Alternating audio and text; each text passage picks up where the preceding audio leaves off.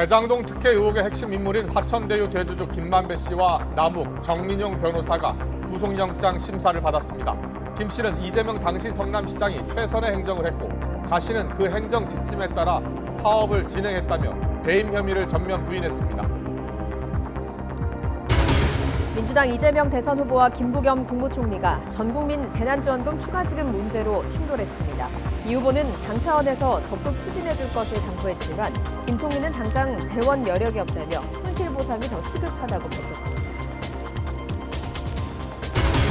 국민의힘 후보 선출을 위한 국민 여론조사가 시작됐습니다. 4강 주자들은 막판 민심잡기 행보를 이어가고 있습니다. 이준석 대표는 국민의당 안철수 대표와의 단일화는 필수 불가결 조건이 아니라며 날을 세웠고 안 대표도 대선 전 통합은 없다고 일축했습니다. 단계적 일상회복 전환 사흘째인 오늘 신규 환자가 전날보다 3,000명 넘게 급증해서 2,600명대로 기록됐습니다. 방역당국은 요양병원과 정신병원 입소자 등에 대한 추가 접종 시기를 최대 4주 앞당기기로 했습니다.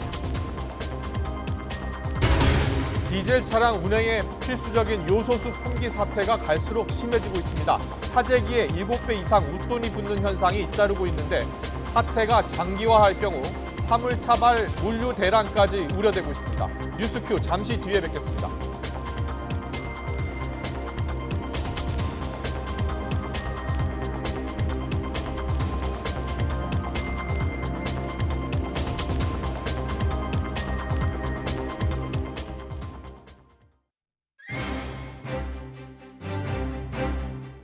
시청자 여러분 안녕하십니까? 가장 빠른 종합 뉴스 뉴스큐 시작합니다. 내년 대선까지 이어질 수 있는 이슈입니다. 대장동 개발 특혜 의혹, 고발 사주 의혹인데요. 이와 관련해 검찰과 공수처가 과연 그 실체를 밝혀낼 수 있을지, 얼마나 밝혀낼 수 있을지 주목됩니다. 차례로 알아보겠습니다. 먼저 대장동 개발 특혜 의혹의 핵심 피의자들, 오늘 구속 갈림길에 섰습니다. 오늘 김만배 씨와 남욱, 정민용 변호사가 구속영장 심사를 받았는데요. 핵심 혐의인 배임에 대해서 법원이 어떤 판단을 내릴지 주목되고 있습니다. 현장에 나가는 취재기자 연결합니다. 김경수 기자. 네, 서울중앙지방법원입니다. 김만배 씨는 오늘 두 번째 영장 심사입니다. 심사가 다 끝났습니까? 네, 화천대유 대주주 김만배 씨의 구속 전 피의자 신문은 오후 2시쯤에 끝이 났습니다. 오전 10시 반부터 시작을 했으니까 3시간 반 정도 이어진 건데요. 지난 14일 기각된 첫 구속영장 심사 때보다 신문 시간이 1시간 정도 더 길었습니다. 신문을 마치고 나온 김 씨는 정영학 회계사가 설계하고 쌓아 올린 성을 검찰이 공격하고 있는데 자신이 방어해야 하는 입장에 서게 돼 곤혹스러웠다고 말했습니다.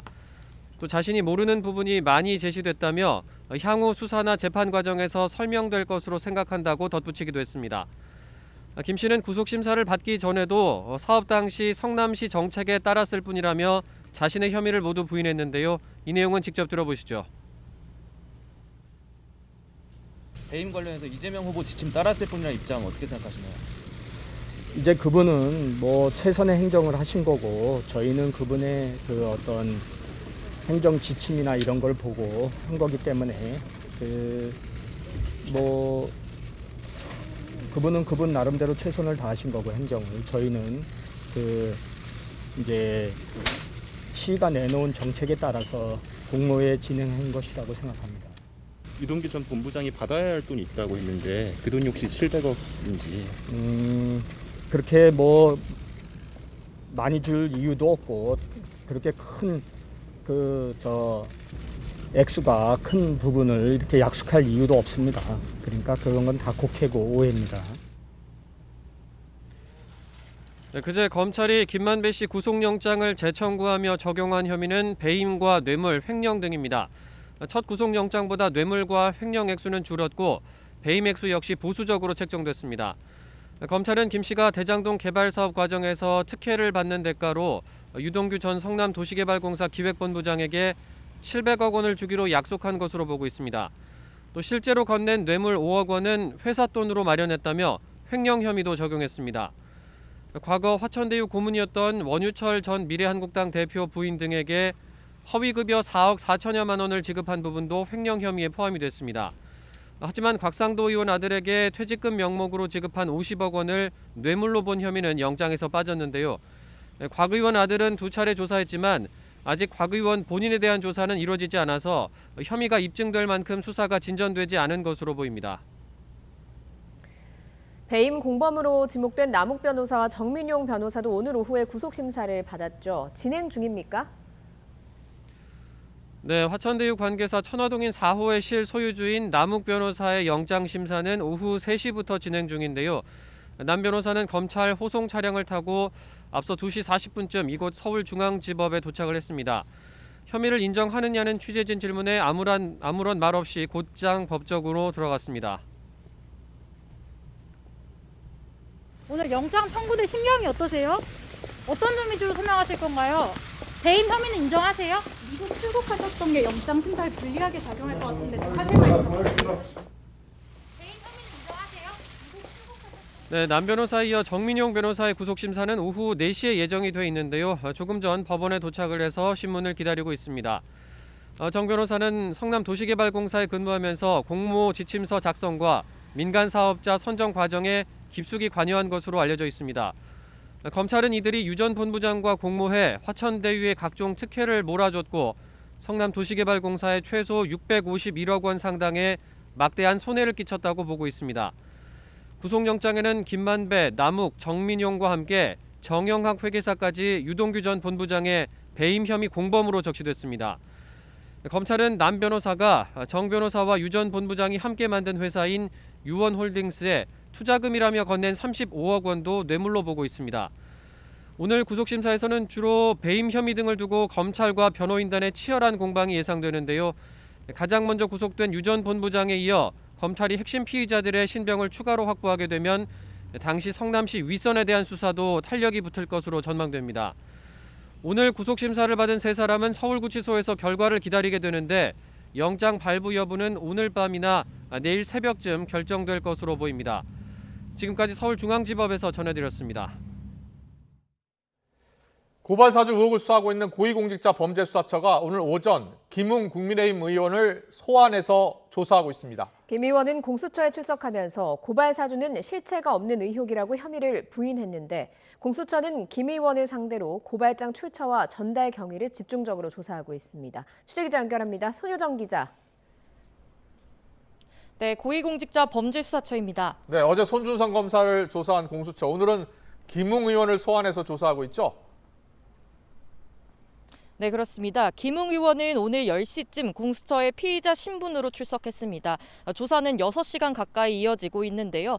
김웅 의원은 지난해 4월 총선을 앞두고 당시 대검찰청에 있었던 손준성 검사에게부터 고발장을 전달받아 당에 고발을 사주했다는 의혹을 받고 있습니다.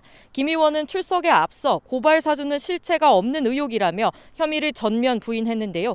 또 제보자 조성은 씨와의 통화에서 윤석열 전 검찰총장을 언급한 것을 두곤 이름을 언급했다고 그게 배우라는 건 억지라고 반박했습니다. 직접 들어보겠습니다. 윤석열 검찰총장을 언급하신 이유는 왜 언급하셨던 건가요? 아니 그 내용을 보시면 알잖아요. 그동안에 그렇게 이야기를 많이 했었는데 그 과정에서 그 내용을 보시면 알겠지만은 뭐 윤석열이 지시를 했다랄지 그 사람과 협의를 했다는 내용은 전혀 없지 않습니까? 그럼 고발 사주라는 것은 제가 보기에는 실체가 전혀 없는 겁니다. 김 의원은 누구로부터 고발장을 받았느냐는 질문에는 고발장 작성자와 전달 경위가 기억나지 않는다는 입장을 재차 고수했습니다.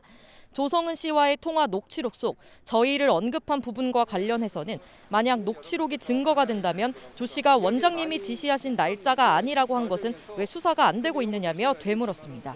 또 공수처 출범을 앞두고 윤석열 수사처가 될 것이라고 말한 적이 있는데 실제로 그렇게 됐다며 공수처를 향한 공세 강도를 높였는데요. 이와 함께 더불어민주당이 강제 수사하라고 지시하자 바로 손준성 검사의 구속영장이 청구됐다며 부당한 선거 개입 수사에 단호히 대처하겠다고 주장했습니다. 네, 오늘 조사는 어떤 부분에 집중되겠습니까? 네, 공수처는 어제 손준성 검사에 이어 오늘 김웅 의원을 조사하면서 연이틀 핵심 피의자에 대한 조사를 이어가고 있습니다. 공수처가 본격 수사에 나선 지 2달 만에 김 의원을 처음으로 부른 건데요. 김 의원은 지난해 4월 손준성 검사로부터 고발장을 받아 당시 미래통합당 선대위 부위원장이던 조성은 씨에게 전달한 혐의를 받고 있습니다. 특히 제보자 조성은 씨와 김 의원의 통화 녹취록 전문도 공개되면서 의혹이 증폭됐는데요. 김 의원은 녹취록에서 고발장 초안을 저희가 일단 만들어 보내드릴게요라고 언급하는데 여기서 저희가 검찰을 뜻하는 게 아니냐는 의문이 제기된 겁니다. 고발장 접수와 관련해 자신은 빠져야 한다며 제가 가면 윤석열이 시켜서 고발한 것이 된다고 말한 것으로도 파악됐습니다. 복원된 통화 녹취록 전문에는 윤석열 전 총장의 이름도 3차례 등장하는 것으로 확인됐는데요. 공수처는 이 통화 녹취록을 바탕으로 김 의원이 언급한 저희가 누구인지 고발장 전달 주체를 집중 추궁할 것으로 보입니다. 또 텔레그램 손준성 보낸 메시지를 제시하며 손 검사와의 공모 여부를 캐물을 것으로 전망되는데요. 공수처는 어제 손 검사를 13시간에 걸쳐 조사했는데 김 의원과 손 검사의 진술이 일치하는지도 따져보는 것으로 전해졌습니다. 다만 앞서 김 의원이 직접 밝혔던 것처럼 검찰과의 연루 정황과 고발장 전달 혐의를 부인하고 있어 오늘 조사도 장시간 이어질 것으로 보입니다. 지금까지 고위공직자범죄수사처에서 YTN 손효정입니다. 서울 방향 내곡 터널에서 화물 차량에서 불이 나서 지금 교통이 전면 통제되고 있습니다. 네, 아직까지 인명 피해는 확인되지 않았습니다. 취재기자 연결해서 상황 알아보겠습니다. 신준명 기자. 네, 사회 일부입니다. 네, 지금까지 들어온 현재 상황 전해주시죠. 네, 먼저 시청자가 제보한 화재 영상을 보겠습니다. 분당 내곡 간 도시 고속화도로 내곡 터널 서울 방향의 모습인데요. 시커먼 연기가 가득 찼고 터널 안에 진입한 차량들이 뒤엉켜서 아수라장입니다. 터널 밖까지 연기가 치솟는 모습도 보이고요. 차량 운전자들이 불과 연기를 피해 차량에서 나와 대피하는 모습도 보입니다. 사고가 발생한 건 오늘 오후 3시쯤입니다. 5톤 화물 차량에서 불이 났는데 영상에서 보면 차량 적재함 쪽에서 불이 치솟는 장면이 다른 차량의 블랙박스에 담기기도 했습니다. 다행히 트럭 운전자 등이 자력으로 대피하면서 인명피해는 현재까지는 발생하지 않았습니다. 소방당국은 인력 76명, 차량 21대를 투입해서 불길을 잡고 있습니다. 현재 큰 불길은 잡혔고 터널 내부 연기도 거의 다 빠져나갔다는 게 소방 관계자의 설명입니다. 경찰은 서울 방향 차량 진입을 전면 통제하고 터널 내부 차량들이 모두 빠져나가도록 조치했습니다. 이 구간 평소 차량 운행량이 많은 편이다 보니 현재 극심한 교통정체가 발생한 것으로 전해졌습니다. 또 우회 차량들이 발생하면서 인근 도로에도 교통정체가 가중되고 있다는 게 경찰 관계자의 설명입니다. 소방당국은 30분 뒤면 사고 수습이 마무리될 것으로 보고 있습니다. 다시 한번 전해드리겠습니다. 분당 내곡 간 도시 고속화도로 내곡터널 서울 방향에서 5톤 화물 트럭에 불이 나 서울 방향 차량 진입이 전면 통제됐습니다. 현재까지 파악된 인명피해는 없지만 교통이 통제되면서 해당 도로뿐만 아니라 인근 도로에도 극심한 정체가 발생한 것으로 전해지고 있습니다. 소방당국과 경찰은 화재가 잡히는 대로 정확한 화재 원인과 재산 피해 규모를 조사할 방침입니다. 지금까지 사회 일부에서 전해드렸습니다. 더불어민주당 이재명 대선 후보가 당 중앙선거대책위원회 출범 후 첫 회의를 주재했습니다. 부동산 개혁 의지를 거듭 강조하면서 재난지원금 추가 지급에 대해서도 언급했습니다. 대선 후보 선출을 이틀 앞둔 국민의힘은 오늘부터 일반 국민 여론조사에 들어갔습니다. 국회 취재기자 연결합니다. 부장원 기자. 네, 국회입니다. 네, 이재명 후보가 오늘 첫 선대위 회의를 주재했습니다. 부동산 개혁 의지를 거듭 강조했다고요? 네, 그렇습니다. 오전 9시 반 이재명 후보가 주재한 더불어민주당 중앙선거대책위원회 첫 회의가 국회에서 열렸습니다. 어제 출범식을 가진 데 이어서 오늘은 상견례를 겸해서 앞으로 운영 방향과 정책 비전 등을 밝히는 자리였습니다. 이재명 후보, 이 자리에서 일성으로 원팀 정신을 당부한 것은 물론 어제에 이어 오늘도 부동산 개혁 문제를 재차 강조했는데요. 들어보겠습니다. 위기는 기회라고 했습니다. 저들이 이런 부당한 주장을 하고 부당한 공격을 할 때가 바로 우리가 반격할 기회입니다. 저는 가장 좋은 부동산 대개혁 환경이 대개혁할 수 있는 환경이 만들어졌다고 생각합니다. 결국 이번 대선에서 최대 쟁점이 될 수밖에 없는 부동산 이슈를 선점하는 동시에 야권의 대장동 공세에 대한 정면 돌파 의지를 피력한 거로 읽힙니다. 이와 함께 이재명 후보 전국민 재난지원금 추가 지급 필요성도 거듭 강조했습니다. 민생을 보살핀다는 측면에서 소상공인 보상과 지원금 최저한도 증액 등의 방안을 적극 추진해달라고 당부한 겁니다. 대선 체제로 전환한 민주당은 일단 단일 대우를 이루는 게 당면 과제인데 이재명 후보 이를 위한 화학적 결합에도 속도를 내고 있습니다. 그제 이낙연 전 대표 측 핵심 의원들을 만난 데 이어서 어제는 정세균 전 총리 쪽 김영주, 안규백, 이원욱, 김교흥 의원과 비공개로 만찬 회동을 가지며 끌어안기에 분주한 모습입니다. 네, 민주당은 이렇게 선거 체제가 꾸려졌고 국민의힘도 후보 선출이 한창인데요. 오늘부터는 여론조사가 시작되죠. 그렇습니다. 오늘 오전 9시부터 후보 선출의 향방을 가를 일반 국민 여론조사가 시작됐습니다. 여론조사 기간 4곳이 각각 1,500명씩 모두 6,000명을 상대로 이틀간 전화 면접을 해서 민주당 이재명 후보를 이길 국민의힘 주자는 누구인지를 사지선다로 묻는 방식입니다. 이틀 먼저 시작된 당원 투표의 경우 모바일 투표는 이미 마쳤고 오늘부터 이틀 동안 ARS 전화 투표가 실시되는데요. 이미 투표권을 가진 당원 57만 명 가운데 54.49%가 참여해 역대 최고치를 기록한 만큼 ARS 조사까지 합친 최종 투표율은 70%에 가까울 거란 전망이 나옵니다. 이렇게 막바지 경선 열기가 뜨거운 가운데 제1야당의 최종 후보를 가를 승부는 이제 이틀 앞으로 다가왔습니다. 4명의 주자들은 긴장감을 늦추지 않고 막판 표심 공략의 한창인데요. 대여 공세를 강화하는 모습이 눈에 띕니다. 남대문 시장을 찾은 윤석열 전 총장은 소상공인 피해 지원을 약속하며 전국민 재난지원금에 각을 세웠고 이런 광범위한 재난지원보다는 우리 자영업자 여러분들의 실손 보상 개념으로 재난 피해를 좀 보상해드리고. 홍준표 의원은 여당의 관권선거 중단과 민주당 이재명 후보의 특검을 촉구하는 긴급 기자회견을 열며 대여 규탄 대열에 가세했습니다. 문재인 정권은 국가 공권력과 예산 정책을 총동원하여 지원하면서 내년 대선을 관권선거로 몰아가고 있다. 유승민 전 의원은 이재명 후보의 전국민 재난지원금 지급 방안은 매표 행위라고 직격했습니다. 지난 총선에서도 바로 직전에 전국민 재난지원금 이야기를 해가지고 매표 행위를 하더니 국민들 세금으로 전국민 재난지원금을 해서 이거는 선거를 앞두고 명백한 매표 행위라고 생각을 합니다. 오늘 광주를 찾은 원희룡 전 제주지사는 최근 윤 전 총장의 전두환 발언 등 호남과 관련한 실수와 망언이 있었다며 자신이 야권의 진정성을 호소하겠다고 다짐했습니다. 최근에 호남과 관련된 많은 실수와 망언들이 있었고 그런 것들이 계속 이어지기 때문에 야권의 진정성과 저의 국가와 호남을 대하는 그 마음을 담아서 네, 대권주자들 사이의 공방도 치열합니다. 국회에서도 대리전이 한창이죠. 네, 국회 국토교통위원회에서는 오후 2시 국민의힘 의원들의 요구로 대장동 의혹 관련 긴급회의가 소집됐습니다. 대장동 원주민들까지 참고인으로 부르면서 사업의 부당성을 짚겠다고 별렀는데 여당과 일정 합의가 안 되면서 정작 정부 관계자는 불참했습니다. 또 민주당 의원들은 일방적인 회의 진행을 규탄하며 신경전만 펼쳐졌습니다. 이 과정에서 국민의힘 간사인 송석준 의원이 지난번 경기도 국정감사 때에 이어서 대장동 의혹을 풍자하는 강아지 인형, 일명 대똥이를 꺼내들면서 고성이 오갔는데요. 민주당 의원들은 국회가 예능이냐고 극렬하게 반발하다가 끝내 퇴장하는 촌극도 빚어졌습니다. 이 밖에도 정부의 여당 공약 개발 의혹도 도마 위에 올랐습니다. 중앙선거관리위원회가 선거법 위반 혐의로 박진규 산업통상자원부 1차관을 대검찰청에 수사 의뢰하고 여성가족부를 상대로도 조사에 착수했다는 사실이 알려지면서부터입니다. 박 차관은 지난 8월 직원들에게 대선 후보들이 공약으로 수용할 만한 아이디어를 발굴하라는 취지의 지시를 내린 것으로 알려졌습니다. 여성가족부 김경선 차관도 내부적으로 공약 제출을 지시했다는 의혹이 불거진 상태입니다.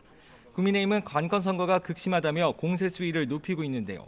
신인규 상근부 대변인은 논평에서 정부 부처가 스스로 민주당의 공약 하청업체 노릇을 하니 기가 차다며 정부와 민주당이 환상적인 팀플레이로 내년 대선을 치르려는 모양이라고 비꼬았습니다. 지금까지 국회에서 YTN 부정원입니다. 지금 대통령 선거는 놈놈놈 대선이라고들 한다. 정권 교체를 넘어서 시대 교체를 해야겠다라고 선언하신 분이죠. 이번이 세 번째 대선 도전입니다. 이번 대선 출마의 이유와 앞으로의 포부를 국민의당 안철수 대표 모시고 직접 들어보겠습니다. 어서 오십시오. 네, 안녕하십니까? 안녕하세요. 일각에서 삼수생이라고 표현하던데요. 이번에 세 번째 대선 도전인데 어떻습니까? 지난 2012년 그리고 2017년과 비교해 보면 지금 각오가 남다를 것 같거든요. 우선 초심은 변하지 않았습니다.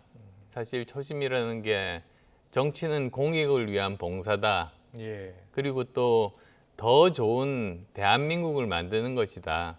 그 마음은 뭐 10년 전이나 지금이나 똑같습니다. 예. 그런데 10년 동안 저는 지금 현역 정치인들 누구와 비교해도 정말 다양한 경험들을 많이 했지 않습니까? 창당을 해가지고 3기 미래 최대의 교섭단체를 만드는 그런 것으로 제 정치력을 증명했기도 했고 또한 그 거대 양당에 몸담지를 않고 지금까지 왔습니다. 이게 대한민국 70년 정치 역사상 처음이랍니다. 약한 사람이 그걸 견딜 수 있겠습니까? 나름대로 제 강인함도 증명했던 그런 세월이었다고 봅니다. 그러니까 일각에서 10년 동안 안철수 대표는 무엇을 했느냐라고 묻는 질문에 지금 답을 하신 거나 마찬가지인데요. 이번에 출마 선언하면서 가족들은 뭐라고 하던가요?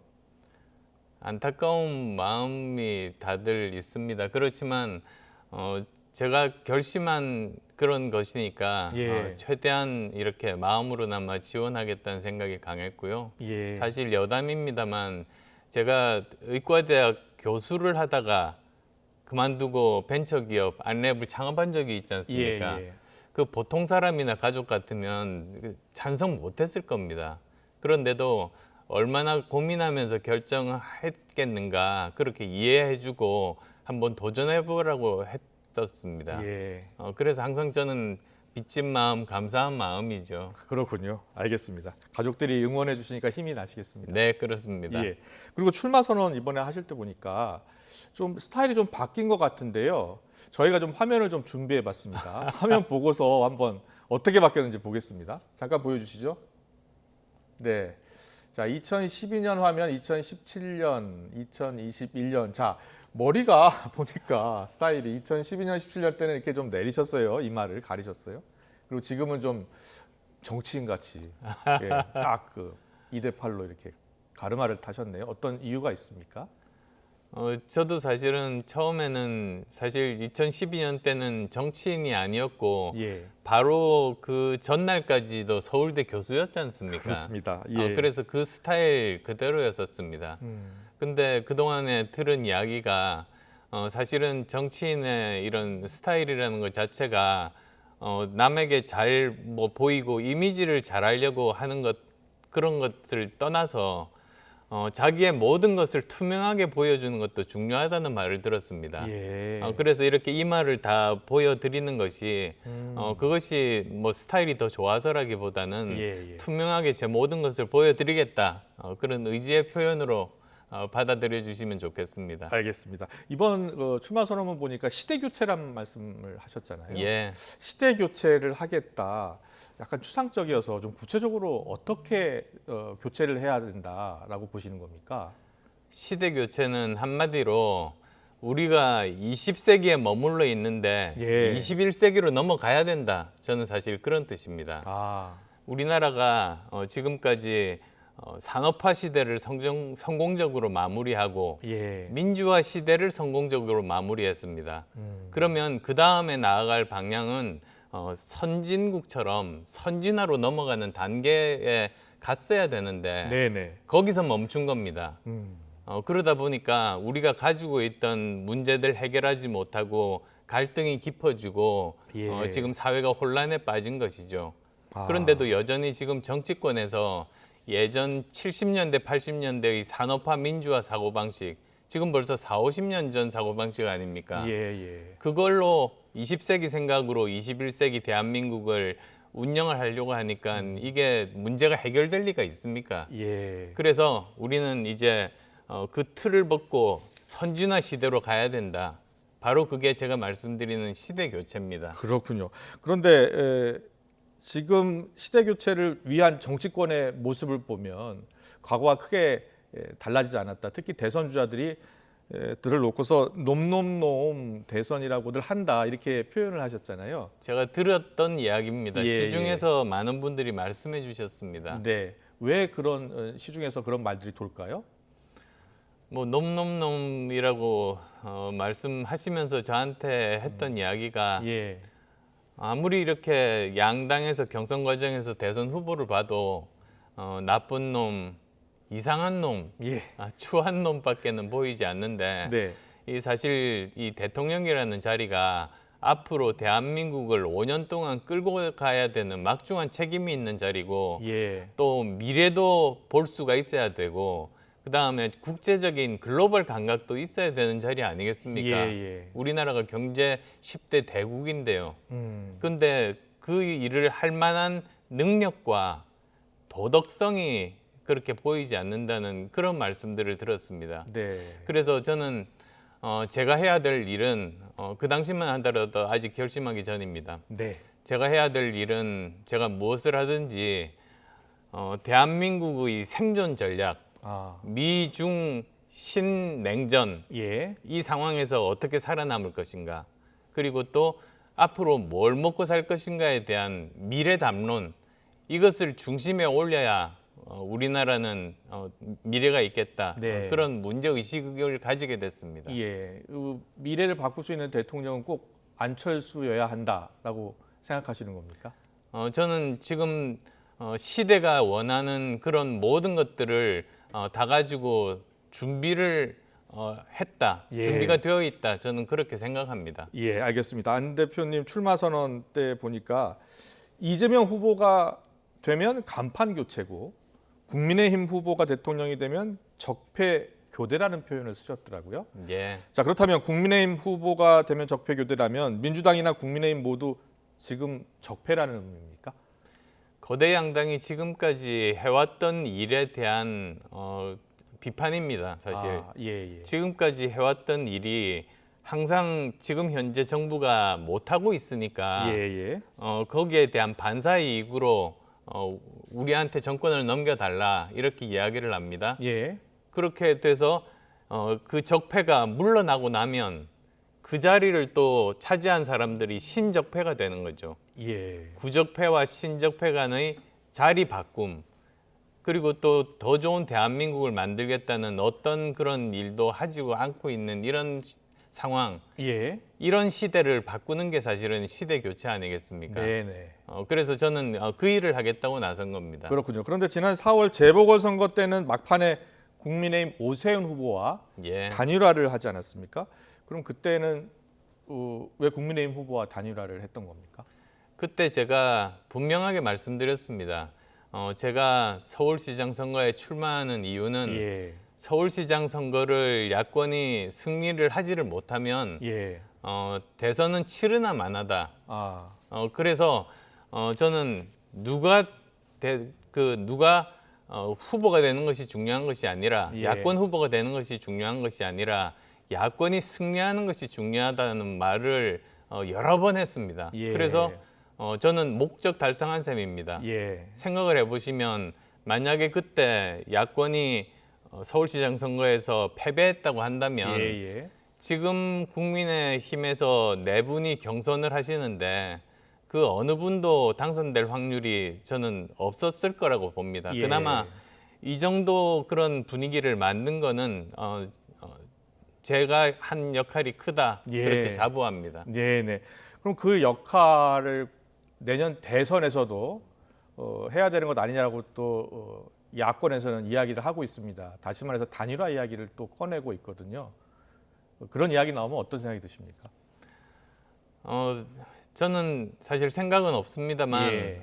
만약에 제1야당에서 정말 진정으로 이런 정권 교체를 원하신다면 예. 그러면은 양보를 해주시면 저는 압도적으로 이겨서 정권 교체를 할 수 있다, 자신 예. 있다. 저는 그렇게 말씀드리고 싶고요. 예. 지금은 여러 가지 그 선거 구도라고 할까요? 네. 선거 구도라는 말보다는 오히려 민심이 어떻게 돼 있는지가 더 중요한데요. 예. 지금 보면 대선 후보 선호도 조사를 하면 네. 1위가 아무도 마음에 드는 사람이 없답니다. 지금 그래서 예전에 뭐 삼지대라고 했습니다만 예, 예. 사실은 이렇게 어느 누구도 지금 현재 대선 후보 마음에 들지 않고 그리고 또 더 좋은 대한민국을 만들 수 있는 능력이 있고 도덕성이 있는 사람들이 보이지 않아서 굉장히 좌절감을 가지고 있는 분이 전 국민의 50% 정도가 됩니다. 그분이 사실은 예. 중도적인 성향을 가지신 분들인데 예, 예. 이분들이 결정을 하실 겁니다. 그래서 저는 그분들에게 어떻게 하면 대한민국을 경쟁력 있고 정말 저는 이렇게 생각합니다. 더 좋은 대한민국이라는 게 그럼 구체적으로 뭔가? 예, 예. 저는 강한 나라, 강한 나라, 바른 나라, 강한 나라, 바른 나라, 안전한 나라, 안전한 나라. 입니다. 예. 즉 강한 나라라고 하면 우리가 경제력이라든지 과학기술력이라든지 국방력에서 강한 나라이고요. 예. 그다음에 또 그 바른 나라라고 하면 공정이 사회 곳곳에서 실제로 뿌리 박혀 있는 나라. 예. 실력만 있으면 누구나 성공할 수 있는 나라이고요. 예, 예. 그다음에 안전한 나라라고 하면 지금 코로나19 때문에 고생을 하고 있습니다만 아마 다음 대통령도 이런 사태를 맞을 겁니다. 이명박 대통령 때 신종플루가 있었고 예, 예. 그 다음 대통령 박근혜 대통령 때 메르스가 있었고 그렇죠. 그 다음 대통령이 문재인 대통령 시절에 지금 코로나19가 있고 예, 예. 다음 대통령 때 또 올 겁니다. 예, 예. 그래서 이런 것들로부터 안전한 나라, 그 다음에 또 복지를 통해서 사회적인 약자를 안전하게 생활을 영위할 수 있는 나라, 그게 안전한 나라 아니겠습니까? 예, 예. 저는 이 세 개가 반드시 갖춰져 있어야 된다. 이게 제가 생각하는 더 좋은 대한민국의 비전입니다. 지금 문재인 정부는 강한 나라, 바른 나라, 안전한 나라 이 셋 중에서 지금 문재인 정부가 제일 잘하고 있는 것과 못하고 있는 것은 뭡니까? 잘하고 있는 게 예. 생각이 별로 사실 않습니까? 나지를 않습니다. 예, 그럼 가장 못하고 있는 것은? 가장 못하고 있는 것은 사실 부동산이라든지 예. 일자리라든지 예. 그리고 또 외교적인 부분들이라든지 사실 너무나도 많고요. 무엇보다도 장기적으로 우리 미래 세대에게 영향을 많이 미치는 연금 개혁이라든지 예, 예. 노동시장 개혁이라든지 또는 뭐 탈탄소와 관련된 이런 에너지 정책이라든지 이런 부분들을 제대로 잘 못하고 있습니다. 이런 예. 것들을 바로잡는 게 다음 정부의 과제겠죠. 네, 코로나19와 관련해서 생각이 나는데 안철수 대표께서 1차 대구 봉사활동 생각나십니까? 작년에. 네, 그렇습니다. 땀 많이 흘리시고 봉사했던 그 장면이 생각나는데 지금 우리나라도 K방역으로 나름대로 세계에서는 평가를 받고 있고 그리고 최근에 이제 위드 코로나로 전환을 하지 않았습니까? 단계적 일상 회복 단계로 전환하고 있는데 지금 정부의 이 코로나19 방역 대책에 대해서 어떻게 평가하고 계세요? 위드 코로나로 가려면 예. 사전에 준비할 것이 있고 그다음에 동시에 시행해야 될 것이 있는데 네네. 그게 지금 안 하고 있는 것이 제가 좀 우려됩니다. 뭘 안 하고 있다는 거죠? 먼저 위드 코로나로 하려면 예, 예. 70%가 아니라 80에서 85% 정도 접종 완료를 예, 해야 되고 예, 예. 그다음에 고위험군들에 대해서 부스터샷을 시행을 해야 됩니다. 부스터샷 이제 절차에 이제 시행이 들어갔잖아요. 예, 예. 그런 것들이 예. 어느 정도 돼야지 사실 위드 코로나로 넘어갈 수가 있는데요. 위드 코로나가 되더라도 외국 같은 경우를 보면 확진자들이 폭증하게 됩니다. 근데 그걸 저는 어느 정도 방지할 수 있는 방법이 지금 현재의 정부 주도 방역에서 예. 이제는 국민 참여형 방역으로 바꾸면 그러면 굉장히 큰 효과를 보고 전 세계적으로 모범을 보일 수 있다고 생각하거든요. 예. 무슨 뜻이냐면 지금은 정부에서 방역 공무원들 소수가 확진자 동선을 추적을 해서 네. 거기에 겹치는 사람들에게 2, 3일 지나서 문자 보냅니다. 예, 예. 검사 받으라고. 그럼 이미 늦었거든요. 예. 근데 그게 아니라 요즘은 그 휴대폰에 앱이 있습니다. 거기를 보면 자기가 어디를 갔는지 동선이 다 나옵니다. 그리고 거기에다가 정부에서 발견한 확진자들의 동선 정보를 받는 겁니다. 그러면 누구 한테 의존하지 않고 본인이 직접 내가 지금 확진자와 동선이 겹쳤구나.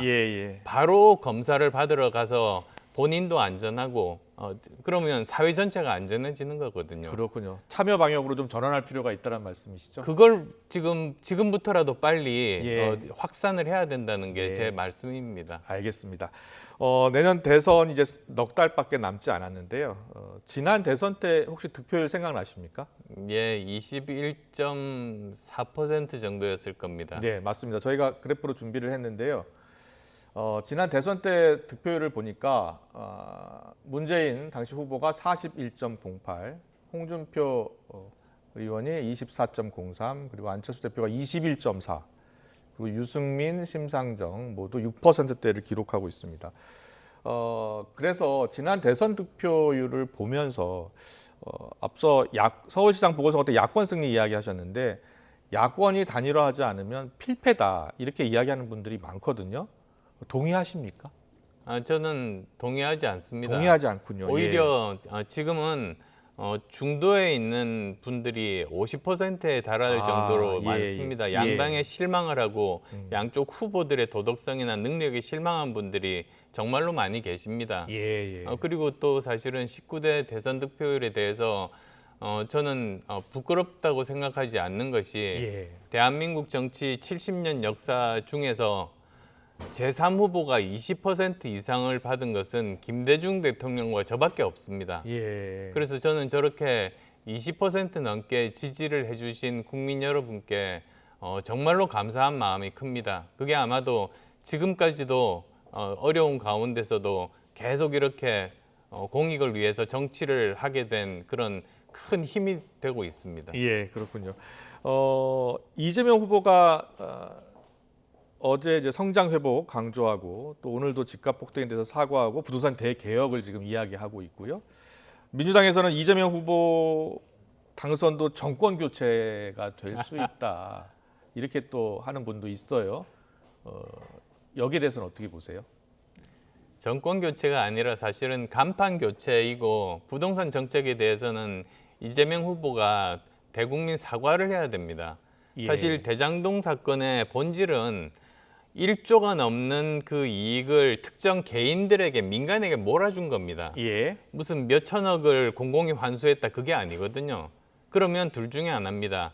그걸 몰랐다면 단군 역사상 최대의 무능이고요.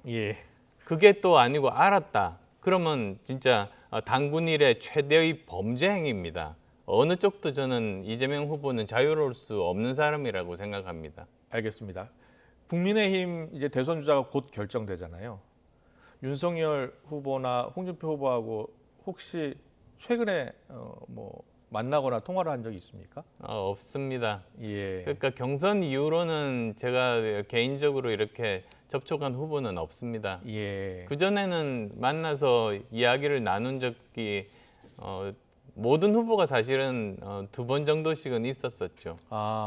그때 어떤 이야기들을 좀 나누셨어요? 궁금합니다. 윤석열 지금 후보나 홍준표 후보하고는 주로 어떤 이야기를 나누셨습니까? 사적인 이야기입니다. 그때는 경선도 전이고 예를 들면 윤석열 후보도 무소속이었고 그다음에 홍준표 후보도 무소속이었습니다. 당시요? 네. 그래서 그동안 살아왔던 이야기, 고민했던 이야기 그런 이야기들을 들었던 기억이 납니다. 네, 알겠습니다. 요즘 어젠가요? 압박 면접하셨죠? 네. 만족하십니까? 어제 잘하셨다고 생각하세요? 나름대로 정말 날카로운 질문들 사실 어제 그게 전혀 각본이 없었습니다. 그랬군요. 그래서 당장 그 현장에서 듣는 질문들이었는데 제 생각 정리하는데 압박도 느꼈지만 많은 도움이 됐습니다. 네, 페이스북인가에 보니까 잘했다라고 생각한다라고 하셨던데 잘했다고 생각하십니까? KT 큐릭이라고 외국의 유명한 앵커가 오바마 대통령과 인터뷰를 한 적이 있습니다. 근데 그때 오바마 대통령이 끝나고 나서 감사하다고 이야기를 한 겁니다. 왜냐하면 너무 좋은 질문을 해서 자기도 몰랐던 자기 자신의 생각을 끄집어내서 알 수 있게 됐다. 나 자신을 깨닫게 해준 그 좋은 질문에 감사한다고 그렇게 이야기하는 게 저는 참 인상 깊었습니다. 그렇군요. 그래서 저도 좀 좋은 질문을 준비했어야 되는데. 아닙니다. 그래서 예. 어제 압박 토론에 열심히 참여해 주신 패널 분들 예. 그리고 또 오늘 이렇게 좋은 질문 해주신 분 정말 감사합니다. 네, 알겠습니다. 마지막으로요. 이제 대선이 넉 달밖에 안 남았으니까 안철수 대표께서 이번 대선에 임하는 각오를 국민 여러분께 짧게 말씀해 주시죠. 지금 전 세계가 전쟁 중입니다. 기술 패권 전쟁 중입니다.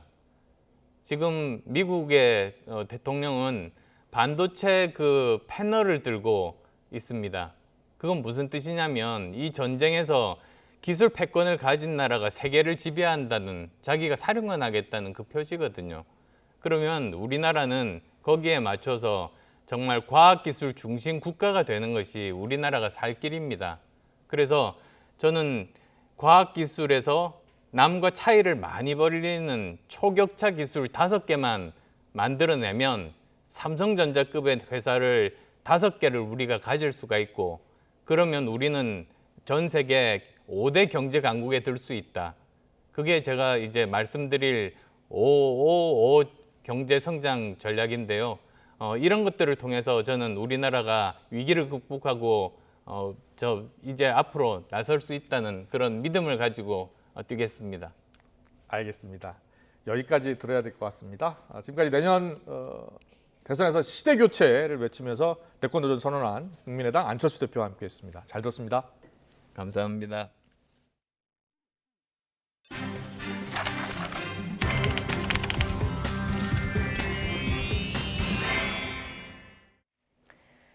코로나19 신규 확진자 수가 2,600명대로 하루 새 1,000명 넘게 급증했습니다. 특히 10대와 60대 이상 확진자 비율이 늘고 있는 가운데 정부는 요양병원과 요양시설 등의 추가 접종을 4주 단겨 실시하기로 했습니다. 취재기자 연결합니다. 개훈이 기자. 네, 개훈입니다. 네, 확진자 수가 하루 사이에 1,000명 이상 늘어났군요. 네, 코로나19 신규 확진자는 2,667명입니다. 하루 사이 1,000명 이상 늘어난 건 국내에서 코로나19 확진자가 처음으로 발생한 지난해 1월 20일 이후 처음입니다. 또 역대 4번째로 많은 감염자가 나온 겁니다. 일주일 전인 지난 수요일 1,952명과 비교해도 700명 이상 많은 수치입니다. 신규 확진자 수는 주말 영향으로 주 초반 감소했다가 주 중반부터 급증하는 경향을 보이는데 이를 감안하더라도 급증세가 심상치 않습니다. 해외 유입을 뺀 국내 감염자가 2,640명입니다. 수도권에서 78.5%, 2,073명의 확진자가 나왔습니다. 코로나19 관련 사망자는 18명이 늘었고 위중증 환자는 31명이 추가됐습니다. 백신 접종률은 1차 80.4%, 2차 75.7%입니다. 네, 특히 10대와 60대 이상에서 확진자가 많이 나오고 있다고요? 네, 그렇습니다. 수도권의 확산세가 두드러지고 또 백신 접종률이 낮은 10대와 백신 면역 효과가 떨어진 60대 이상 확진자 비율이 늘고 있습니다. 60대 이상의 환자 비율이 증가함에 따라 중증, 사망 피해 우려도 커지고 있습니다. 또 요양병원과 요양시설, 정신병원 관련 집단 감염이 잇따르자 정부가 추가 접종을 4주 단겨 실시하기로 했습니다. 부스터샷 간격은 접종 완료 뒤 6개월인데 이 기간을 4주 앞당기겠다는 겁니다. 최근 감염 취약시설에서 돌파 감염이 계속 발생하자 이 접종 효과를 높이기 위한 조치로 분석됩니다. 확산세가 커질 조짐을 보이자 정부는 특별 점검단을 구성해 내일부터 유흥업소와 식당, 카페의 방역수칙 위반 행위를 단속하기로 했습니다. 지금까지 사회 2부에서 YTN 개훈입니다. 네, 최근 때 아닌 요소수 대란으로 전국이 발칵 뒤집혔습니다. 온라인 여기저기서 이 요소수를 구하지 못하고 있다는 화물차주들의 아우성이 빗발치고 있는데요. 청와대 청원까지 등장했습니다. 이름도 생소한 요소수, 왜 이렇게 난리인 걸까요? 요소수는 디젤, 그러니까 경유 차량의 배출가스를 줄여주기 위해 꼭 필요한 촉매 용품입니다. 이 디젤차에는 발암물질인 질소산화물이 나오는데요. 요소수가 이 물질을 물과 질소로 바꿔주는 역할을 하는 겁니다. 그런데 디젤 화물차는 법적으로 질소산화물 저감 장치가 장착돼 있고 요소수를 넣지 않으면 차가 움직일 수 없습니다. 이렇게 중요한 요소수지만 수급 차질은 더 심해지고 있습니다. 10리터에 10,000원 정도였던 요소수는 가격이 이제 최소 4, 5배, 많게는 7배 이상, 10배까지 치솟기도 했습니다. 더 큰 문제는 웃돈을 더 주고 구하려고 해도 시중에서 물량이 거의 바닥났다는 겁니다. 불과 최근 일주일 새 벌어진 일입니다. 이런 풍기 현상은 왜 발생한 걸까요? 요소수는 석탄에서 암모니아를 추출한 요소를 통해 만들어지게 되는데요. 이 요소는 대부분 중국을 통해 수입해왔습니다. 올해 중국의 의존도는 97%에 달하고 있습니다. 하지만 중국이 호주와의 무역 갈등으로 석탄 수입을 중단하면서 대규모 부족 사태가 발생했습니다. 결국 중국은 요소의 해외 반출을 막는 조치를 했고요. 우리나라는 수급 불안의 유탄을 맞게 된 겁니다. 문제는 이제부터입니다. 만약 이 요소수 수급 불안이 계속 장기화하면 어떻게 될까요? 최악의 시나리오는 화물차들의 셧다운, 물류 대란입니다. 국내 디젤 화물차 약 330만 대 가운데 60%인 약 200만 대는 요소수가 필요한데요. 요소수 공급이 끊긴다면 이 화물차들이 운행을 멈춰서 전국적인 물류 대란이 벌어질 수 있다는 겁니다. 당장 정부도 대책 마련에 들어갔습니다. 중국 정부의 협조를 요청하고 러시아 등 다른 국가에서 요소를 수입하는 방안도 검토에 나섰습니다. 또 산업용 요소를 차량용으로 전환하는 방안까지 논의되고 있습니다. 하지만 이번 수급 문제가 얼마나 빨리 해결될 수 있을지는 미지수입니다. 당장 화물차주들은 이번 사태를 피말리는 심정으로 바라보는 상황입니다. 실제 화물차주들이 느끼는 현장 분위기는 어떨까요? 김명석 공공운수노조 화물연대 본부 전북 본부장 연결해서 직접 상황 들어보겠습니다. 김 본부장님 나와 계시죠? 예, 안녕하십니까? 예, 안녕하십니까? 화물연대 전북 지역본부장입니다. 예. 반갑습니다. 네, 일단 요소수 풍기 현상 말로만 들어서는 저희로서는 쉽게 체감이 안 됩니다만 화물차주분들이 느끼기에 실제로 얼마나 어려운 겁니까? 예, 점점 더 어려워지고 있는데요. 예. 현재 주유소에 요소수 제품이 없는 곳이 이제 발생을 하기 시작했고, 예. 그리고 제품이 있는 곳도 지금 평소의 가격보다 3배에서 7배 정도 현장에서 그렇게 가격이 많이 인상이 되었습니다. 예. 그래서 화물차주들의 생계가 많이 위협받고 있는 상황입니다. 예, 조금 더 구체적으로 좀 여쭤보겠습니다. 예전에는 주유소에 가면 쉽게 구할 수 있었던 제품인 겁니까? 예, 맞습니다. 주유소에 가서 저희가 화물차주들이 요구하는 만큼, 필요한 만큼 구입할 수 있었습니다. 예, 가격이 많이 올랐다라고 설명을 해주셨는데 어느 정도로 가격이 많이 오른 겁니까?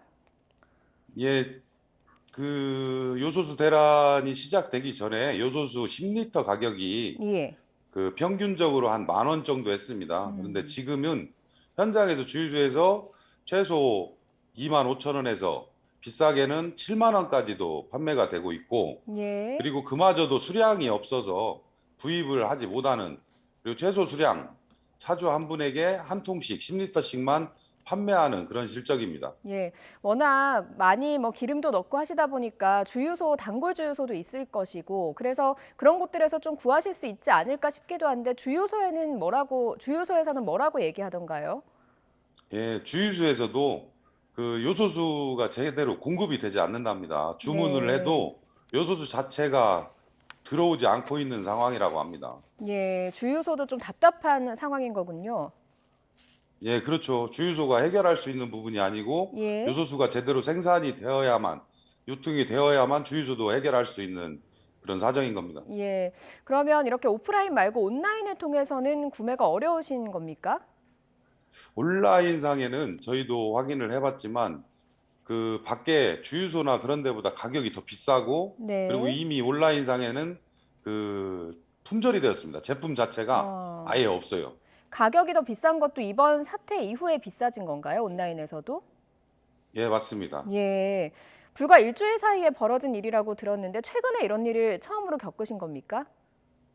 예, 처음입니다. 예. 요소수 문제를 가지고는 처음 겪는 일입니다. 예, 그러면 저희 입장에서는 이 요소수가 얼마나 중요한 것인지 좀 체감이 되지 않으니까 이 부분에 대해서 좀 구체적으로 여쭤볼게요. 10리터 하나 겨우 살 정도다, 아니면 이마저도 없다라고 말씀을 하셨는데 이 10리터를 넣는다면 주행을 어느 정도 하시는 겁니까? 10리터를 넣으면 평균적으로 한 차량들이 대형 차량들이 한 700km 정도 예. 주행을 합니다. 그런데 이제 더 이렇게 그 엔진에 힘을 가하는 차량들은 700km도 못 하는 거죠. 한 500km에 한 통씩은 들어가 줘야 됩니다. 예. 보통 일반적으로 요소수가 잘 구해지는 상황에서요. 요소수를 하루에 어느 정도 채우셨는지요? 평균적으로 하루에 10리터 이상씩 채웁니다. 아, 하루에 10리터면 지금 그마저도 못 구하고 있다 보니까 하루를 버티기도 힘든 차량들이 많겠군요. 예, 맞습니다. 지금 예. 현재 실정이 굉장히 예. 어렵습니다. 예, 상당히 어려우실 것 같습니다. 이렇게 어렵다 보니까 사재기 조짐까지 나타나고 있다고 들었습니다. 어떤 상황인 겁니까?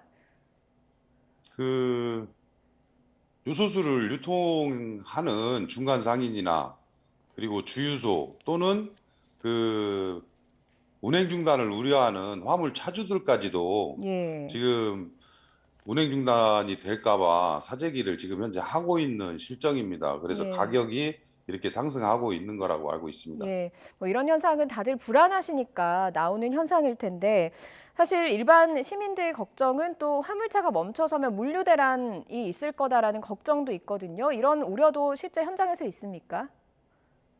예, 지금은 아직까지는 물류가 멈추는 상황까지는 아니지만 이 네. 상황이 요소수 상황이 지속된다라고 하면 물류가 다음 주 이달 중순이면 현장에서 물류가 멈추는 상황이 발생될 수도 있습니다. 예. 화물이라는 게 대한민국의 어떻게 보면 대동맥 같은 역할을 하는 거잖아요. 대한민국 경제의 중심에 있는 중심의 역할을 하고 있는데 요소수 때문에 운행을 하고 싶어도 하지 못하는 상황이 오는 거죠. 예. 아, 이게 상당히 어려운 측면이 많으실 것 같은데 정부 입장에서 지금 좀 발빠르게 대처를 하려고 하는 것 같습니다. 가장 지금 시급하게 필요한 대책이 어떤 대책일까요? 저도 뉴스를 통해서 그 지금 남아있는 요소수의 재고가 한 달에서 두 달 사이라고 들었습니다. 네. 그런데 이 남아있는 재고를 정부가 관여를 하고 정부가 개입을 해서 그 관리를 좀 해줘야 된다고 생각합니다. 예전에 그 마스크 대란 때 그 요일별로 마스크를 구입할 수 있다든가 그런 대책들을 내놓았었잖아요. 마찬가지로 요소수 또한 그 판매소를 지정한다거나 그리고 판매량을 지정해서 그 양만큼 필요한 양만큼 그 남아있는 기간 동안 좀 사용할 수 있도록 예. 그렇게 정부에서 개입을 해야 된다고 저는 생각합니다. 네, 알겠습니다. 일단 요소수 풍기 현상이 뭐 화물 차주분들께는 뭐 생계 위협까지 느껴질 수 있는 부분이고 말씀하신 부분에 따르면 이달 중순이면 물류 대란까지 우려되는 상황이다 보니까 좀 정부의 발빠른 대처가 시급하게 필요할 것 같습니다. 여기까지 듣겠습니다. 김명섭 공공운수노조 화물연대본부 전북본부장이었습니다. 고맙습니다. 예, 감사합니다.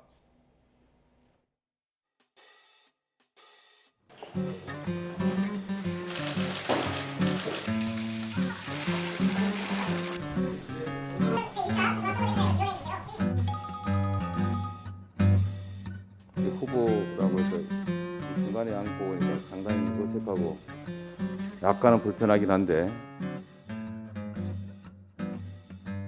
모두가 그러던데 우리 박용진 후보님의 연설이 이번 경선 과정 중에서 최고였다고 일치된 의견 같습니다. 예.